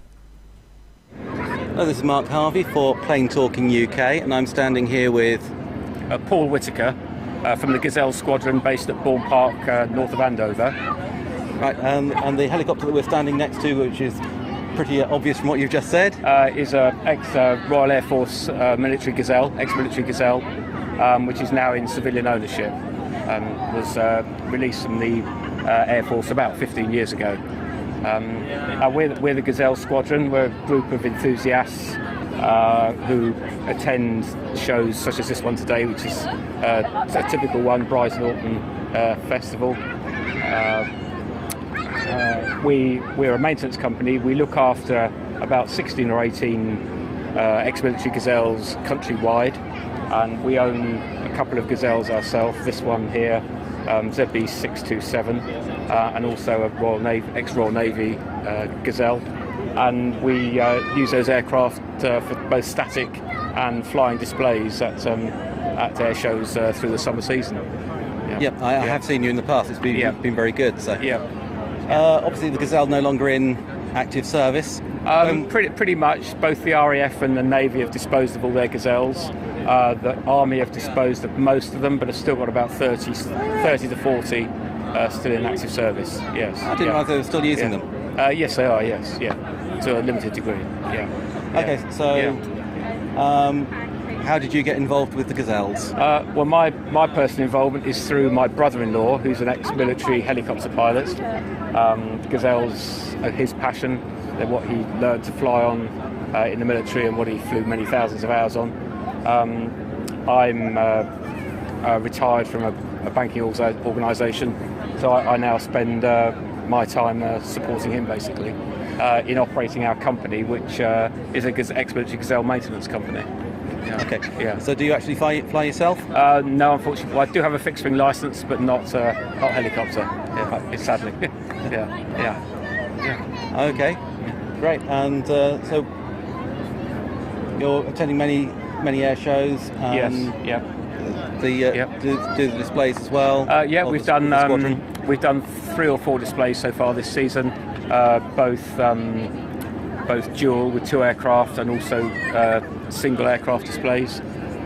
We've recently attended the Silverstone Classic and did 3 displays there, 3 days running. And we did a display at RAF Odeum recently. And we've done a number of displays throughout the season, yes. Right. So it's just something we're trying to build slowly. This is our 3rd season. And we're just trying to build and spread our name and make people aware of us, really. Okay. Yes. That's great. And it seems to be sort of generating quite some interest here as well, which is good. Yeah. Brilliant absolutely. for you. Yeah. Okay. I'll just ask one more question. Sorry to throw this one at you, but we do always surprise it. All the pilots we talked to on it. If you could fly any aircraft, current, out of service, no longer around, any aircraft at all, what would it be? Myself? Well, that's a difficult one. I think I'd say the Gazelle, actually, because I'd very much like to be a helicopter pilot one day. I've done a limited amount of fixed-wing flying. So my answer to that would be the Gazelle, to be honest. Yes. Yeah. Okay. It's a lovely, it's an agile, fast, sleek, still state-of-the-art looking aircraft, in my opinion. Yeah. Great. Yeah. Wonderful. Thank you very much indeed. Thank you for your time. Okay, that's good fun. Here with...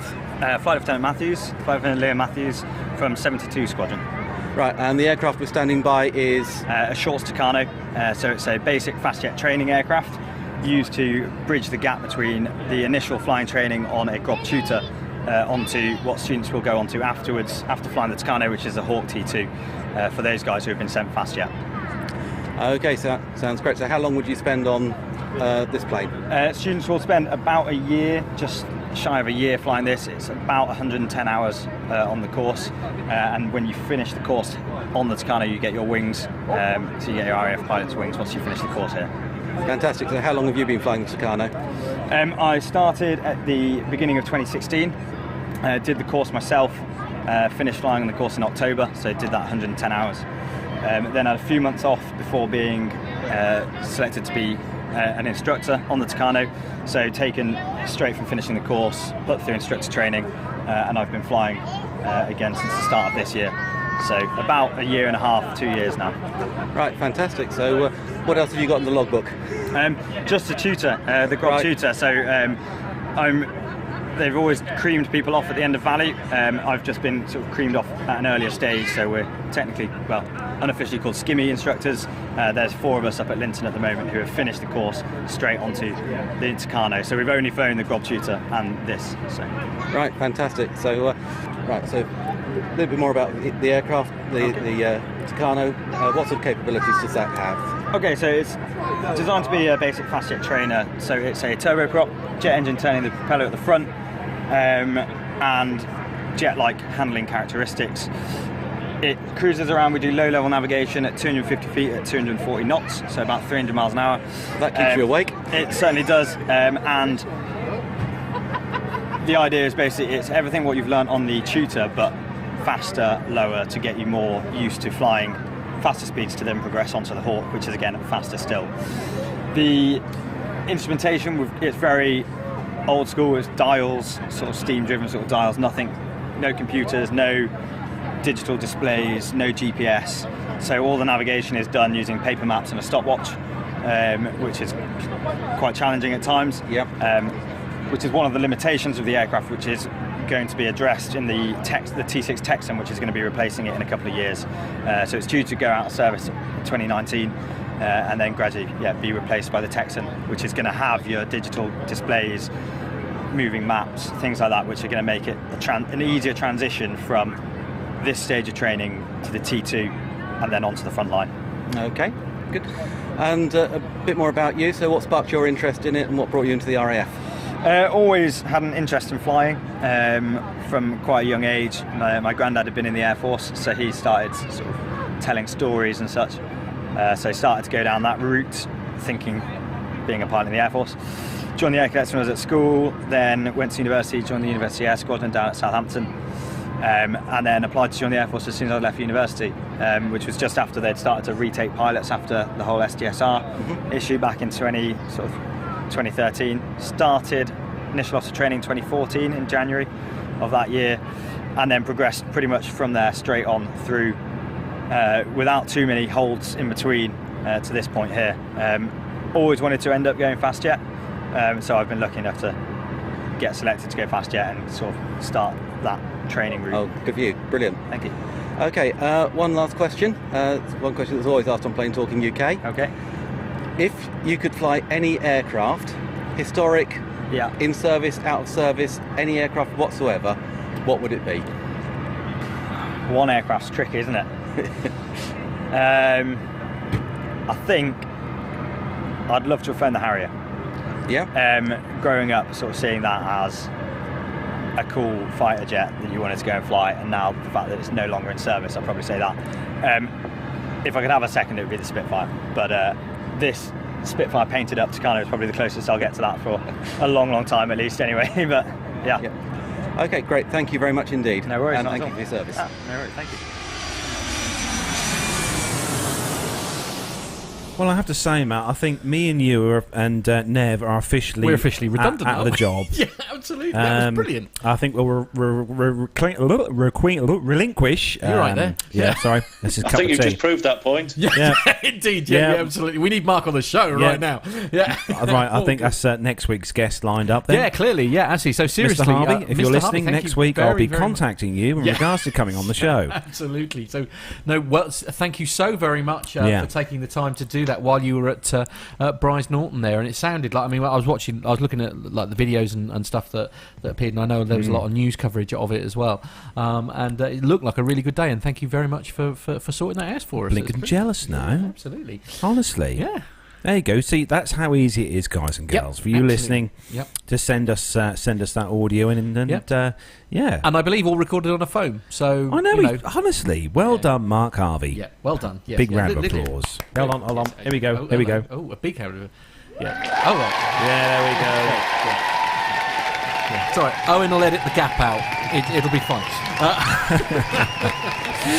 So well done to you, Mark. So coming up now on the show, we have got it's a very special interview that we took at Seething. Yep. And this one was in the pilot's tent. Me and Nev just walked in. Yeah. Indeed. Well, yeah, as you do. You do. Well, we did have it. We did have VIP. We did passes, have VIP passes. absolutely, Especially thanks. But yeah.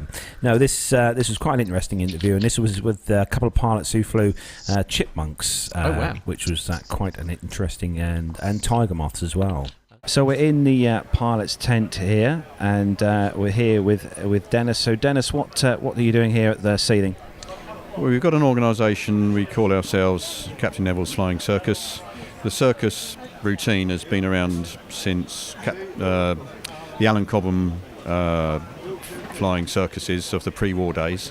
We're trying to keep that going, and I gathered a group of people, like-minded people around me with a suitable aeroplane, vintage aeroplane, biplanes hopefully, and we do things like limbo, that's flying underneath some bunting which is held up by two 18-foot poles about 50 foot apart, dropping balls, used to be flower bombs, but we make it more interesting nowadays by dropping balls, and we either have a five-a-side football goal mouth or cricket stumps, large cricket stumps, and to entertain the crowd. Also, we do a streamer cut, and so we chuck out toilet rolls basically, and we chop them up with the aeroplanes as we go by. And we also do balloon bursting, where we release balloons and we try and burst them with the propeller tips because nothing else will burst them. And so we try and make it as interesting for the crowd because it's certainly different. So a bit about the aircraft you fly then, Dennis. The aircraft. Well, I've operated Chipmunk, and my wife usually flies a Thruxton Jackaroo, which is a 4-seat cabin conversion of a Tiger Moth. Unfortunately, she's not able to fly it today, but we do have a Tiger Moth, camouflaged Tiger Moth, and to confuse everybody, another camouflaged Tiger Moth lookalike called a Queen Bee, flown by John. And that was used as an aerial target. That was its original intention. Cheap and cheerful, we could shoot it down. Only the gunners in the Second World War weren't very good, and that's why John's aeroplane still survives. And we've got a Lemmerord, a little Pierre Lemmerord, home-built, designed in France, elliptical wings, make it look like a Spitfire, and it's a nice mix of aeroplanes. Great. So what we got to look forward to here at Seething then today, display-wise? Well, the 4 aircraft, we normally have 5, but today it'd be 4, doing our normal routine, trying to position the aeroplanes within the constraints of the legal constraints where everybody can see us and entertain the crowd. Great. So because it's quite windy here today, is that going to affect at all any of the display? Yeah, there'll be a lot of drift for the balloons. There'll be a lot of drift for the streamers. So it's going to be a case of trying to drop everything in the right place so that the crowd can see it and we can hit it before we go and break the rules by flying over the crowd. So a quick bit about your flying career then, Dennis. When did your flying career start? I started off as an ATC cadet on gliders, and flying as an ATC cadet on air experience in Chipmunks. When I was in the military in Singapore, they had a Chipmunk on the flying club, so I learnt to fly the Chipmunk out there. When I came back to England, I started off as a tug pilot and gliding instructor, and when the Air Force started getting rid of Chipmunks in 1973, I think it was, I bought a share in one, been involved ever since, and in between times I got various jobs. I've had 14 jobs in aviation, most of them flying aeroplanes, and I went crop spraying to start with, and finished off flying executive jets for Ford Motor Company. So the Chipmunk you fly, Dennis, most aviation buffs will know or heard of the Chipmunk. What does it take to keep an aircraft like the Chipmunk, in flying condition? Because it's an old aircraft. Lots of money. And time. Oh, even more time. But you love it. You love flying it. It's it's recognised by people who've flown both that the Chipmunk is perhaps a nicer aeroplane to fly than a Spitfire, in as much as the controls are better harmonised. And from a pilot's point of view, control harmonisation should be everything. Great. Well, we're going to look forward to your display later on today. We're going to be streaming it live, so everyone around the world will be watching you flying. So look forward to that. No, John. Hi. How are you? Hello, Carlos. I'm very well, thank you. Good. Welcome. So what do you do then, John? Well, as Dennis was saying, I am one of the joint owners of the de Havilland Queen Bee that's here today, taking part in the circus, along with Dennis and his friends. The Queen Bee, as he pointed out, is it's unique now because it's the only one left flying in the world. They were designed as unmanned radio-controlled target drones in the late 30s and 1940s, and most of them were shot down, and that's why this is the only one left flying now. Wow. So how old is the actual one you're flying now then? This particular one is one of the laser models. It was built in 1944. And it's all very agricultural engineering. It's all plywood and strings and wires and held together by simple nuts and bolts.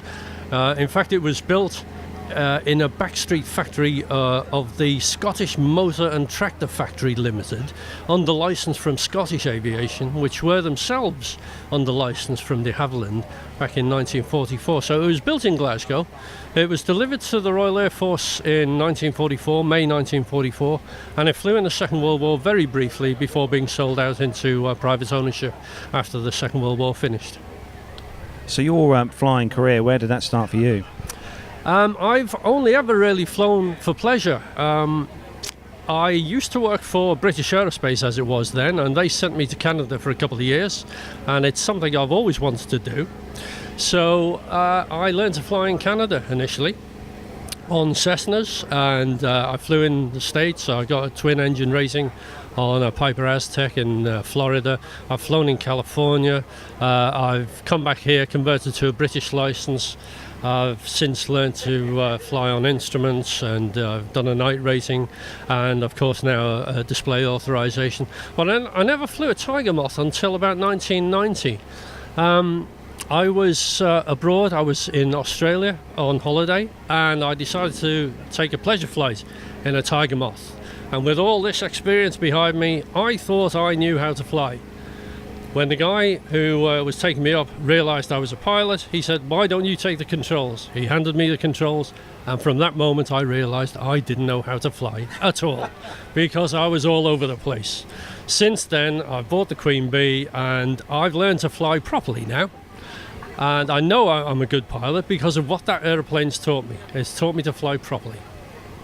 So tell us a bit about obviously the Queen Bee. Can people look the aircraft up online? Is like the registration or the... Yeah, absolutely. Registration is Golf Bravo Lima Uniform Zulu, so they can look it up online, and there's lots of pictures online for people to go and have a look at.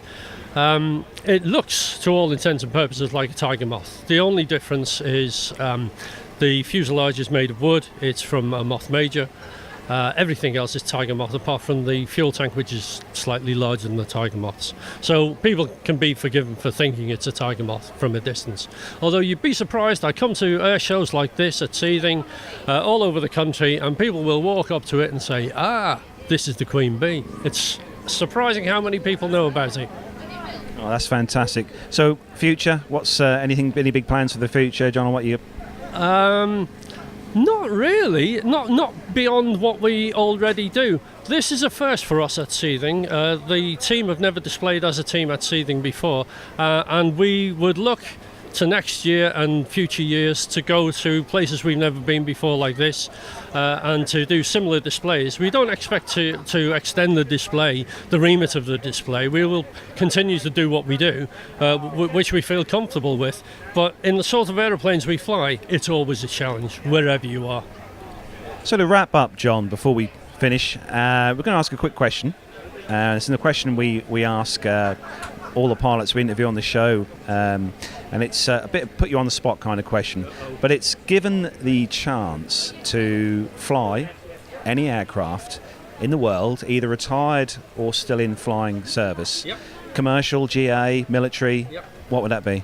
A Hurricane. That was quick. Oh, my mind was made up decades ago, absolutely.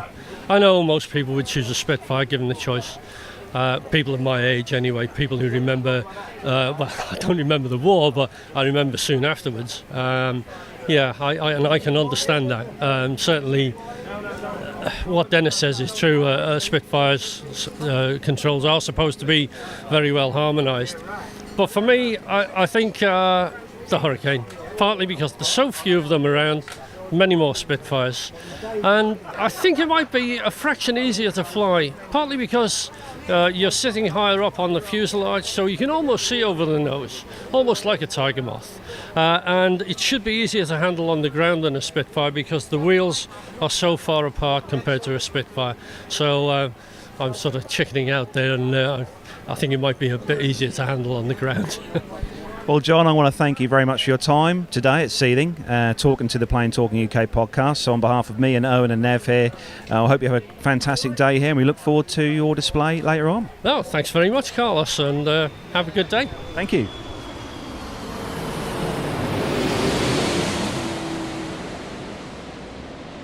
Hello everyone, it's Nev here again, and welcome to another in the series of Nev's Passenger Experience.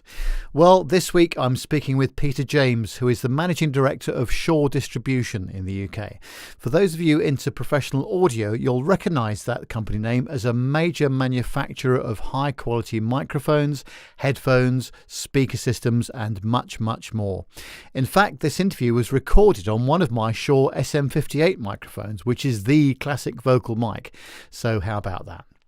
We just finished a nice lunch at the club at the Ivy in London, and before the drink really took hold, I grabbed the opportunity of having a chat with Peter about his passenger experience.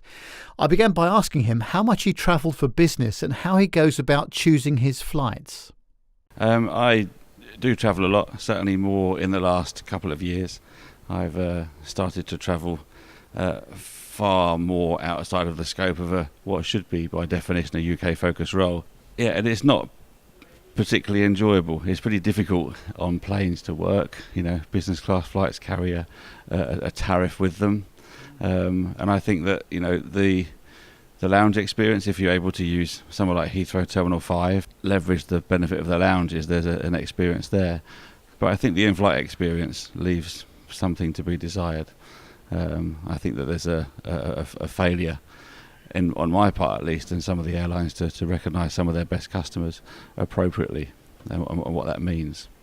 And certainly the support around our ability to work and the desire to work is not always where it needs to be. What would you say if your company said to you, well, Peter, I know you're the managing director, I know you're a very senior chap, but I'm afraid you've got to go EasyJet from Luton? Somewhat more comfortable with the selection of EasyJet over someone like Ryanair. I think there are definitely ways in which airlines can seek to make their service more efficient, and if we focus on EasyJet, I think they're a company that's done a very good job of setting the standard for budget air travel. I think, on the other hand, Ryanair is an airline that I've chosen not to use very frequently because I feel that they've lost some of the human element of their service. And so from a business traveller perspective, you are just one of every single passenger. And that's not to say that I feel that I should be recognised any greater than somebody else. It's just that there's a lack of respect for the reason that people travel and the choice of airline, Ryanair. more than any other airline that I've been with, but there are others, definitely feels like you've spent very little money on your flight. EasyJet manages to cross that divide in terms of recognising you as a passenger and as an individual, whilst having a model which seems to allow you to try to save money and to be somewhat more efficient. Travel's difficult. When you're travelling and trying to conduct work and to do a job, it can be very difficult to spend that hour or more in the airport each end.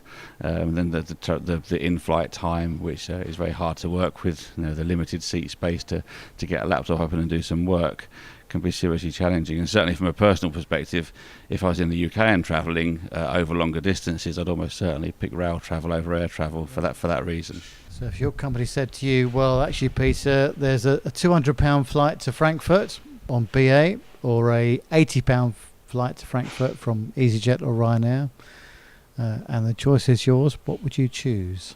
I'd almost certainly choose a major airline. And in the context of this conversation, I think it would be fair to suggest that BA would be my choice of flight.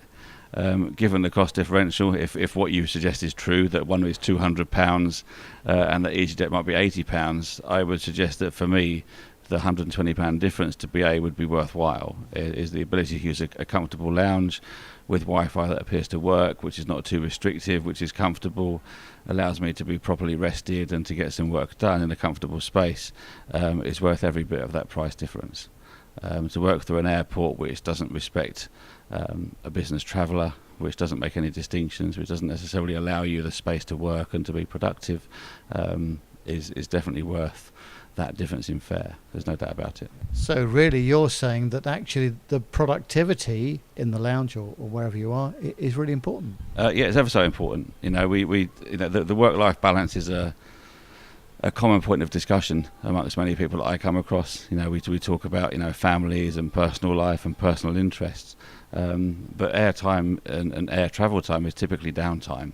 So anything that you can do in that process to increase your productivity and to reduce your stress levels and feel comfortable is, from my point of view, is welcome. If you go somewhere and no matter how much money you might be saving, I mean, there are limits to how much money you might be saving, and so we get to a point where it's very hard to argue that the thousands of pounds of difference between one flight and another is worthwhile.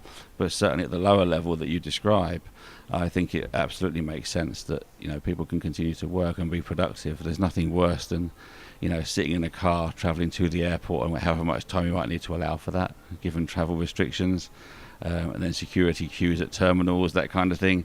It's pure downtime. It's pure downtime. And so air travel is not the most comfortable at the best of times. Telephone calls are difficult in those environments or airports.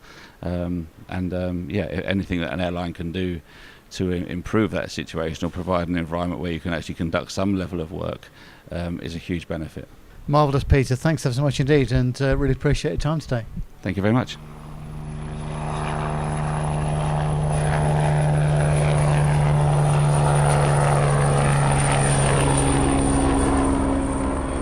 I've recently returned from doing an interview with a very interesting lady. Her name is Michelle Robson, and she writes her own blog, which is called Turning Left for Less, the headline description for which is Champagne Travel on a Prosecco Budget. This is certainly my kind of travel preference, I have to say. Michelle has a genuinely fascinating story about how she came to write the blog, and I think you'll find this a remarkable journey that she's undertaken. I began by asking her about the kind of audience that her blog was aimed at. So it's aimed at miles and points collectors, but also those that prefer luxury travel. I don't really cover economy on long haul because personally I don't want to do it.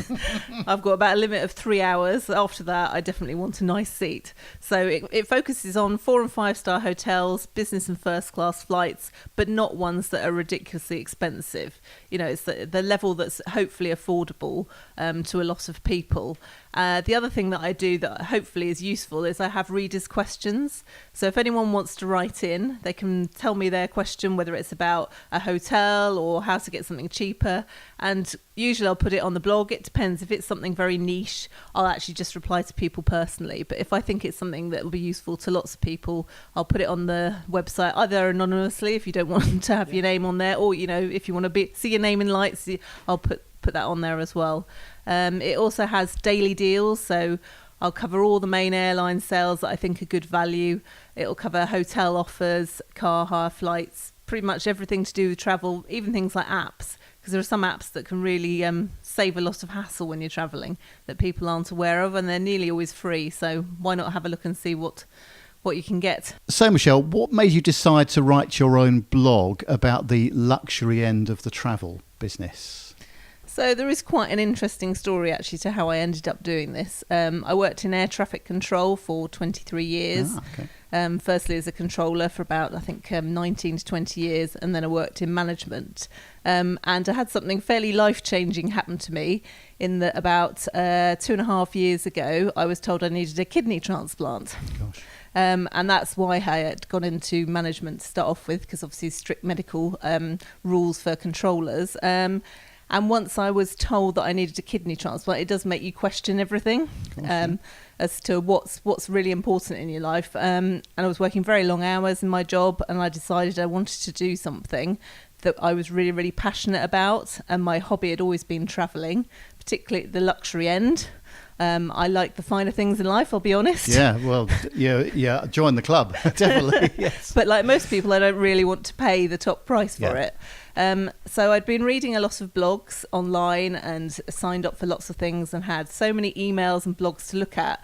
There wasn't really one that captured everything, and I felt I was left wanting more from what was out there. So I thought, well, why not actually write a blog for what I want to read, and hopefully other people will really enjoy it. And I think also at work, I was always the person everyone went to if they were trying to book a holiday. Where should I go? Is there a hotel you recommend? What's the best place to get a good deal? So I thought, well, why not capitalise on something that obviously I've got a lot of knowledge about? Oh, certainly. You definitely identified a gap in the market there, clearly. Yes, and that's exactly what I was trying to do. What I was aiming for was something in between the miles and points type blogs, which is quite a few, though not so many in the UK, and the more luxury blogs, and perhaps maybe even Condé Nast Traveller magazine, that sort of feel like an online magazine, but with a points focus as well. Yeah, interesting. Now, has it become a full-time occupation for you, though? Yes, it has.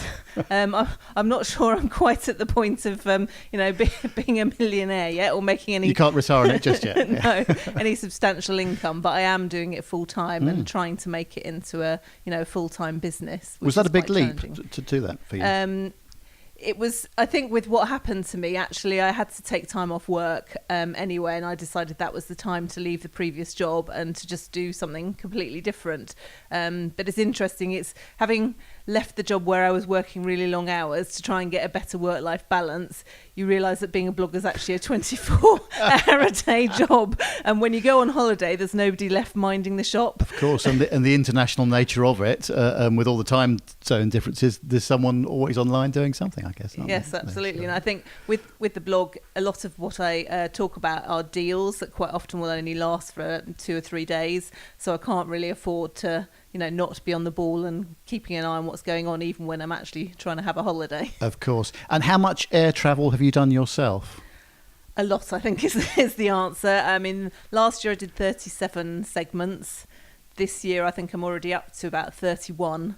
I think I'm probably going to go over the 40 mark this year. Yeah, I think excellent. It was 85,000 miles I travelled last year. Gosh. And what's your sort of points status? What's your... So I'm BA Gold, Virgin Gold. I think that's about it for airlines, because I tend to stick to One World generally, but I do really like Virgin as well. So. Yes, they're great carrier, aren't they? Yes. Really good. And does your blog cover other aspects of travel, such as cruises and accommodation? It doesn't cover cruises very often, because I've found, although a lot of people like them, there's so many cruise blogs out there that I tend not to get a lot of interest from my readers. However, accommodation is definitely a big thing. I love luxury hotels in beautiful places, so I like to talk about how you can get them cheaper. There's so many deals and tricks that people don't realise. So I do talk about accommodation, as well as things like car hire, parking, and gadgets, apps, that type of thing. I really like my iPhone and all the apps. Yeah, I was going to ask you, what sort of helpful tips do you cover? So probably some of the biggest tips that I talk about are saving money on flights would be two things. Firstly, obviously miles, and credit cards are a big part of that. Though I don't tend to talk about them in such detail because, again, there's other websites that cover the details of that. And flying from outside the UK, that's my biggest travel tip. Quite often, if you fly from outside the UK, you can get a business class flight for marginally more than economy. But obviously, it does require a bit more effort and more time. Yeah, so a quick hop to Schiphol, for example, to get a business class fare to the US rather than trying to do that from the UK. Is that absolutely. Yeah. Dublin's a big one, Stockholm. It just depends where you're going. Each place has a different sort of fare that's best from that particular area. Like Dublin for America, Amsterdam's pretty good both ways, actually, east or west. And Scandinavia is generally the best place for bargains. Yeah, I'm going to start looking up a few of these things, I have to say. Now, how do you go about reporting your findings? Is it just you that's doing all this? So it's mainly me. I do have two other people on board now. So I have my roving reporter, who remains completely anonymous. Right. So I do think some of his friends may have worked out who he is. Yes. He's been with me from the very beginning, and he travels almost as much as I do. So he will, when he's doing something that I haven't covered, he'll give me the details, but I tend to write his articles for him, but he just gives me the basics. And then I've just taken on a new person who I also used to work with, who is called Shanine. She's now on the website. You can see her details on there, and she's going to be writing reports as she travels. How important has the social media side been for your blog? I think certainly initially it was really, really important because to start off with, you don't rank in Google. So the only way you get known is social media. It's still really important now. It's after Google, it's my next biggest source of traffic, particularly Facebook and also Twitter. I find Instagram, people like to look at the pictures, but it doesn't necessarily mean they're going to look at the blog. But I still like to share my travel pictures. I think the other really important thing about social media is the interaction. Although people can leave comments on the blog, they tend to interact far more on social media because it's simpler and you can have a two-way conversation. It means people can ask questions, they can give you feedback on whether they like the article or there's something missing for them. So it is really important to just hear what people think about your blog. Hopefully they like it, but... Yeah, from what I've seen of it, I think it's a very, very accessible piece of work and it looks very nice as well. You must have put a lot of effort into that. It's been a very steep learning curve, let's put it that way. Although I like my apps and things like that, I'm not technically minded when it comes to computing. I can, use a computer and the internet, but that's about the extent. And having to learn how to do WordPress has been a steep learning curve. It took me about a week just to work out how to center the logo on the website, but I got there eventually. Generally WordPress is very easy to use, but there's just little quirks here and there where something really simple like centering a logo requires writing code. I think I was really keen to make the blog look a bit different. A lot of the miles and points blogs tend to look quite cluttered, I find, and maybe looking a little bit dated. So I wanted something that looked more like your Condé Nast Traveller type of magazine, that was pretty to look at but had good information and was almost like an online magazine. I was impressed with the way that your site works across all of the different platforms, whether it's iOS, Android, or just online or Mac or PC. It looks really good and very usable, I think. Have you done a lot of work on trying to optimize it for the different platforms? Yes, definitely, because I'm normally welded to my mobile phone, as my husband would say. And I wanted to make sure that people had the same experience, whether they were on a laptop or on a phone. And to be honest, nowadays, most people read blogs actually on their mobile phones, so it's more and more important that it looks good.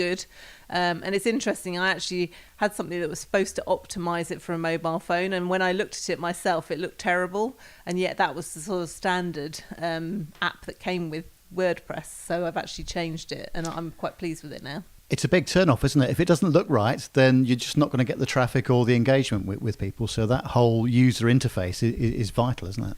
Absolutely. And I think there's a bit of a compromise in that it may not be 100% optimized, but it looks good.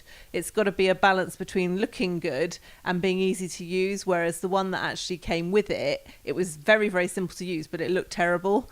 And I want people to have that experience where they are looking at lovely photos of somewhere they want to go, because to me that's very important, the visual aspects of the blog. I put a lot of photos in, hopefully normally my own ones, because that's what I like to do. When I look at things online, you get inspiration from photos, don't you? You know, people's Facebook feed and they're on holiday somewhere and you go, wow, I'm really jealous, that looks nice. Absolutely. Now you've got it to the stage where you have now. What's the future for the blog? Where do you want to take it next, do you think? I think I'd like to probably blog more. At the moment, I generally do once or twice a day. I'd like to have the time, hopefully, to do a bit more. But I think the future for me is very much in technology. So if you look at some of the more modern blogs, they're now using things like 360-degree photography. So that is my next purchase. I've got some really interesting flights coming up, like Etihad first-class apartment. So I am planning to get my 360 camera up and running for that experience so I can share it on the blog. Tell us where we can find you on the web and social media.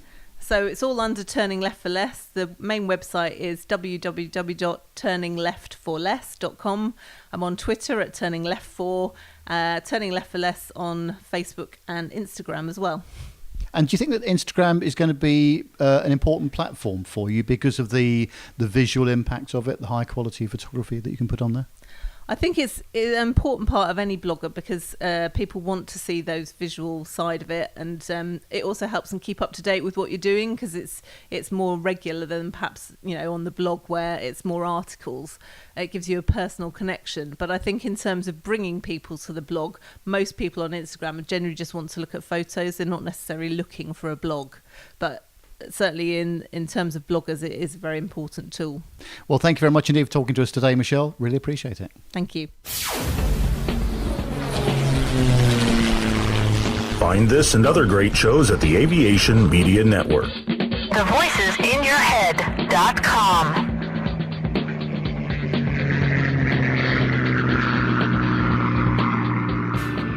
The Plain Talking UK podcast is a voluntary project that aims to keep you informed with the latest aviation-related stories from newswires across the globe. Producing our content does cost money though. If you enjoy our show, why not help us keep on the air by making a donation towards the server and website hosting fees through PayPal. Any contributions would be greatly appreciated. Are you an Amazon user? If so, why not do your shopping through the link on our website? There's no cost to yourself and Amazon pay us a small referral fee on qualifying purchases. To find out more about the show and to meet the team, take yourself to our website www.plaintalkinguk.com, or find us on Facebook at facebook.com/plaintalkinguk, on Twitter via @plaintalkinguk, or get in touch via email on podcast@plaintalkinguk.com. Thanks for listening. Flybe 5823 Trent Dane for 23-hour Manchester, Wizz Air 6X, climb flight level 210, direct to Bretman's Park. United 123, maintain 280 knots. London 2DME, turn right onto Bravo, link, 21 join Alpha, hold at Mora, Speedbird 472, LOC/DME, approach runway 27 left, follow the green stand 544. That's enough air traffic control for today, Nat. Bedtime. Have you ever wondered what it would be like to fly a commercial passenger jet? Looked up at the sky and thought, I wish that was me? Well, now anyone has the chance to have a go at flying in a real aircraft simulator. NP Simulations and Flight Experience London, the only official Boeing licensed product of its kind in the UK, offer you the chance to fly anywhere in the world in their fixed-base Boeing 737-800 flight simulator. And that's not all. Ground School London offers many different courses for the up-and-coming pilot looking for a start in aviation. With prices starting at just £109, the sky's the limit. So for the ultimate flight simulator experience, or engaging preparatory courses, including those for schools and colleges, check out the websites at www.london.flightexperience.co.uk and www.groundsschoollondon.com, or call on 020 300 40 616. NP Simulations. Fly your dreams.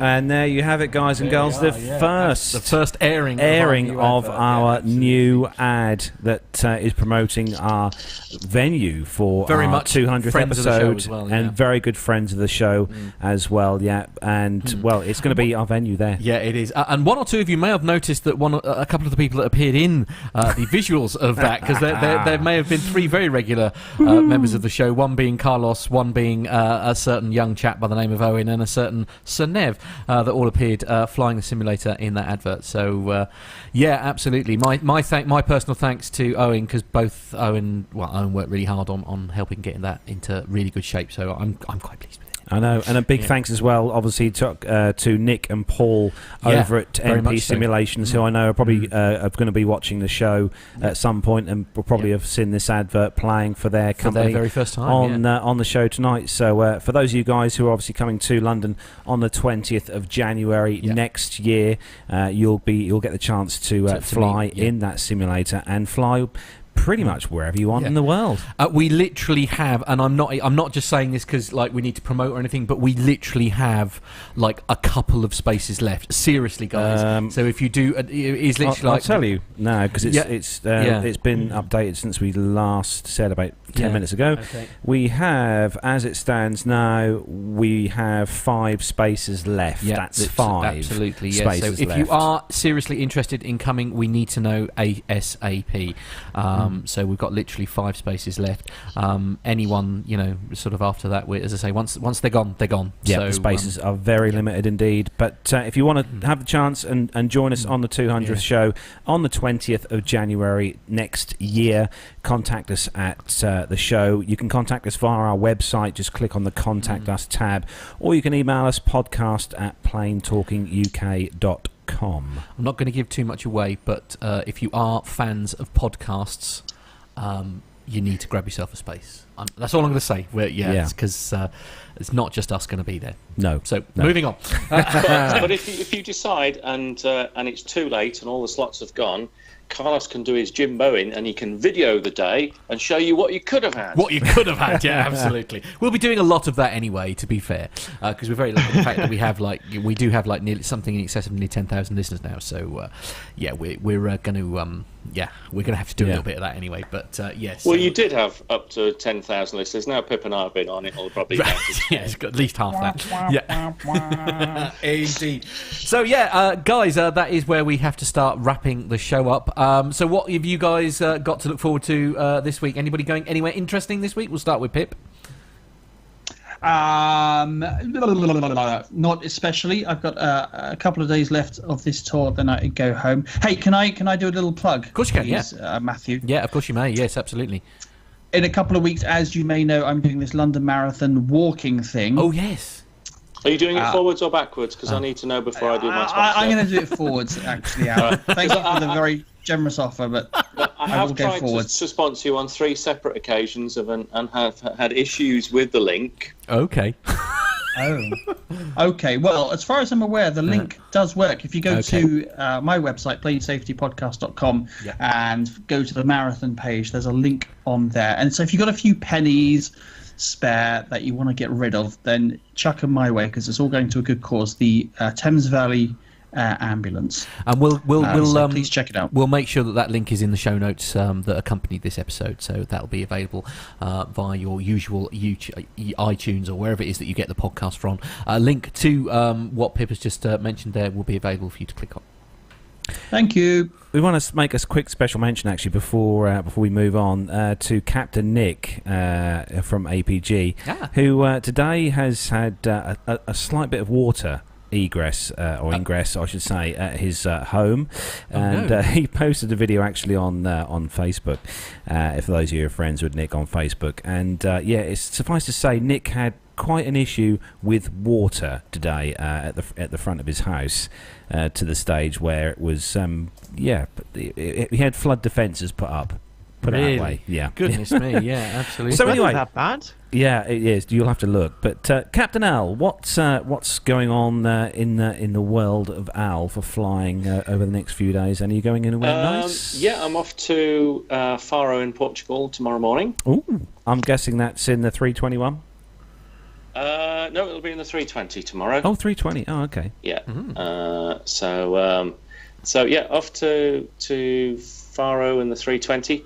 Hopefully they'll park us on the western side of the airport, and I can pop over to the cafeteria and pick up some pastel de nata, custard tarts. Otherwise, I shall have a very disappointed crew. Right, is that your job to get snacks, is it? Yeah. So I'll pop over and get the Scooby snacks. Al's job to get treats for the crew. And then I shall be flying back from Faro, and then I have a weekend-ish, or half a weekend off. So I've got a few days off, and then I have some office-type duties to attend to next week. So it's been a busy week this week so far, because it started off with 2 days in the simulator. So nice. I bet. So, here we go. So Owen, what's going on with you this week? Are you office based, or are you going to be? I'm more or less office based to this week, except for Tuesday, which is my last day. It's my day 5, and I am going to Reus, I think. Where I'm not actually sure where that actually is. So Spain. Yeah, it's Barcelona West for you guys. Oh, is it? Yeah. Okay. It's Barcelona. It's good that your cabin crew I will have a deep and intimate knowledge of where they're going. Oh, hold on now. It doesn't really matter. The passengers get on. Yeah. And they get off. I do the same. They get on, they have a bit of a fight, they get off. More or less. All in a day's work.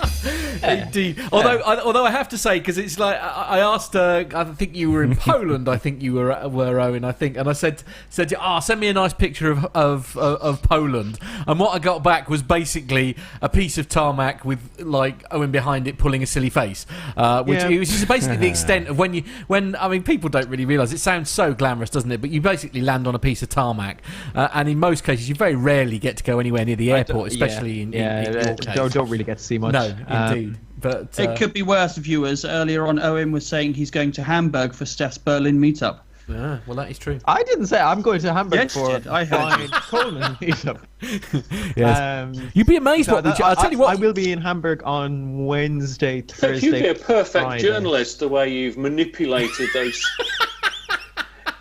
You mean statements outright into lie? one merged lie? Yes. Indeed. Oh dear. So anyway, yes, Owen is trying to make a serious point. If anybody is going to the meetup, obviously he will be there to meet. So if you can go along, go and say hello, because as I say, Dr. Stefan, Owen, and those people will be there. So it sounds like it's Hamburg from the 12th to the 13th to the 15th. Yep. And then it'll be Berlin from the 21st to the 23rd. And of course, from our point of view, actually, there is a little bit of an impromptu meetup taking place when myself and Owen are in New York.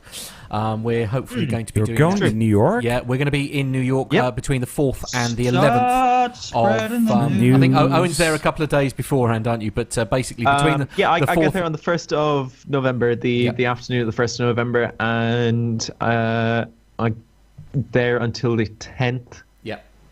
And Matt, you're there on the 1st, are you, Owen? Yes, he is. Yes. Yeah. Now I might be passing back through on the 31st or the 1st. I'm flying into Newark. I have no idea where I'm flying to yet, but it might be New York. Okay, cool. No, Newark. But I'll tell you what, ladies and gentlemen. Yeah, which is in New York. Oh my God, Owen. No, it's not actually. It's in New Jersey. It's in New Jersey. Yeah, but it's the same thing. It's encouraging to see that these pilots have such an intimate knowledge of geography, isn't it? Magenta line and all that, huh? Yeah. Okay, well, this is going really well. Anyway, to wrap up the show, it was going really well. I wasn't stressed, and now suddenly before we hit next Wednesday, I shall be in Pizza Hut. If anybody wants to come around in Pizza Hut, as soon as this part of the show now turns to all of the divulging their social I'll tell you what, ladies and gentlemen, sometimes it's a real shame that the things that we talk about while some of the segments are playing, the things that we talk about during those segments, if you could be party to some of those things. No, they wouldn't want to be party to those things at all. I wouldn't even go there. It wouldn't get aired on YouTube at all. Yes, indeed. And on that bombshell, ladies and gentlemen, is where we bring episode number 181 to Just a close. before we go. Okay. Right. Yes, is this what we do to the military dues, is it? Yes, absolutely. Where's all the grey doll stuff gone? Right, okay. Yes, so if you'd like to get in touch with the show, you can do so by the usual means. It's facebook.com/PlaneTalkingUK, www.planetalkinguk.com, and of course it's Twitter. Our handle is @PlaneTalkingUK. Please, please, please, we love to hear from you. Please send us either written or audio feedback to the usual email address. It is podcast@planetalkinguk.com. Guys, as always, it's been a lot of fun. Carrier pigeons? Shut up. There's been alarming. These two have been alarmingly well behaved. Don't panic. It's just because they're both bricks through the window. they're so insanely tired, and they're now delirious, which is why we're gonna wrap up. But yeah, that is where we bring the show to a close. Thanks very much, guys, for coming out to play this evening. Climax. Yes, indeed. And that's it. Before anything else goes terribly wrong, I'm going to end the show. So from all of us here in PT, Are we going? We're going. Yeah, that's really? it. It's come to an end. Yes, indeed. Everyone say goodbye. Bye. Bye. Bye.